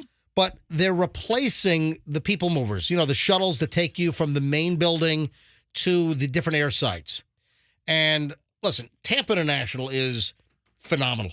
Tampa International Airport is the best airport that I've ever traveled. I've been to airports all over the U.S., all over the planet, and Tampa International Airport is it's a dream. It is a phenomenal airport. Their deal is they have to replace the shuttles. The people movers have been in operation since the 90s. Gotta be, those are in pretty good shape for those things for the tens and tens and tens of millions of passengers that these things have carried. But they're replacing the shuttles. So let me share a story with you. Are they going to keep the same system, the same train system? I hope so. The same tracks and everything. Yes. Okay. They're just putting new actual physical vehicles in. Okay. So they're putting new actual people mover machines in. And let me share with you the statement from Tampa International Airport, but I've got a question here. These vehicles, which are built to operate continuously, have run for more than 1 million miles and served us well over the years, says Matthew Deloach, who is the Tampa International Senior Project Director for Planning and Development. He says now it's time to refresh this integral part of the TPA experience for our passengers. I get it. So they're first going to replace the shuttles, airsides A and C. That makes no sense. What about airside B? What? Alphabetical order, people. Well, hold on. You don't have all the letters, though. You don't? No, you don't. What kind of half-assed operation is that? No, you have airsides A and C. You have F and E. I don't think there's a B and a D. I don't think there's an airside B. So I've never got them. Yeah, hold on. Pull up the airsides. I always get C or A. No, right there. Stop. So you've got airside C, you got airside A, you got airside F, and airside E. Yeah, we don't have an airside B or an airside D. What idiot thought of that? But because there used to be, I think, and then they tore one. And we're supposed to get a new airside. I believe that in the future we're getting a whole new airside. So I don't know if it's going to be B or D, but I believe we are supposed to get a whole new airside that's supposed to be built. But here's why I'm bringing this up is the new shuttles, these little trains. I mean, like a Disney tram. All right. This project is costing, you want to guess how much it is? For just the shuttles, these things that just, a couple of two trains hooked together that run down a track. To replace the shuttles, take a guess how much money it's going to cost. I mean, each shuttle probably costs $50,000. No, just give me the whole cost for all of the airsides, for airsides A, C, and E and F. Just the transportation cars, I guess. Dude, they're going to use the existing Tracks, bridges and tracks. So just put the new actual vehicles on. How much you think it's going to be to replace them? $500,000. I mean, how much do you think those things cost? I mean, how much could that train? Is it a $100,000 train? There's 5 of them. What? $100,000? How much? I don't know. There's nothing to it. Well, it's a box with wheels and carpeting and poles. Exactly. There's no engine on it. It's all done with magnets. It's electric. Whatever it is. It's got to be a couple $100,000. A couple. Is $2 million? They're all going to be replaced by spring of 2025. I say $10 million. Nope. Keep going. More than $10 million to replace these trolleys, essentially? Yes. $20 million. This is like the goofy parking tram that takes you out to your car. $15 million? Keep going. 20 million? We'll keep going by 5s? Keep going. We're going by 5s. 30. The show's ending soon. Nope. Keep 35. going. $50 million? Keep going. $51 million. Nope. Are we close? No. Well, you're getting closer. $70 million? Oh, no. You just went over. $70 million just to replace those buggies? No, you went over. I know, but okay, how much? $61 million. It's going to balloon up to 70. You wait. What the? How could those freaking trams be $61 million? It's the labor. I hope they are. I want them to keep me up in the air. Oh, my God. What? Dude, I want them to work. I hope they're expensive and good and they safe. Don't fly. You just said keeping you up in the air. Or, keep you on the track. On the track. Dude, you can go to the state fair and ride those little buggy things that are going to keep you up in the air. How the hell? Sometimes. What kind of bill of goods were they sold over there for $61 million for the new trams at Tampa International? Really? That seems ridiculous. $61 million? You got to get in the tram business. That explains the parking fee increases. Well, that's right. Rates are going up on parking. Listen, parking I love Tampa International Airport. I think it's fantastic. But I'd want to see an accountability of the $61 million for the trams. It was like the airport director's cousin run the company. I don't know. It seems high. That seems very, very high for trams. I mean, we know nothing about trams. I mean, we might be way off. I'll tell you what. Is it Sopranos and the union involved in this? Yeah, right? Yeah. Man, that just seems like a schnitload of money for those trams. And then, as far as celebrity dieting, big old fad. Of course, now it's Wegovy, right? Ozempic, all the diabetic drugs. Oh yeah, that are meant to cure diabetes and to tame diabetes. Ozempic. And they're like using all the supplies so diabetics can't get the drugs. Well, part of alleviating diabetes is losing weight. Yeah. Oh, true. Absolutely. Yeah, that's how it goes. But here's the deal: is that one of the celebrity-loved diets is intermittent fasting. But guess what? Right now, there's new research from the Journal Proceedings of the Royal Society B, Biological Sciences, that the intermittent fasting dieting, it screws with your fertility, and it causes fertility problems.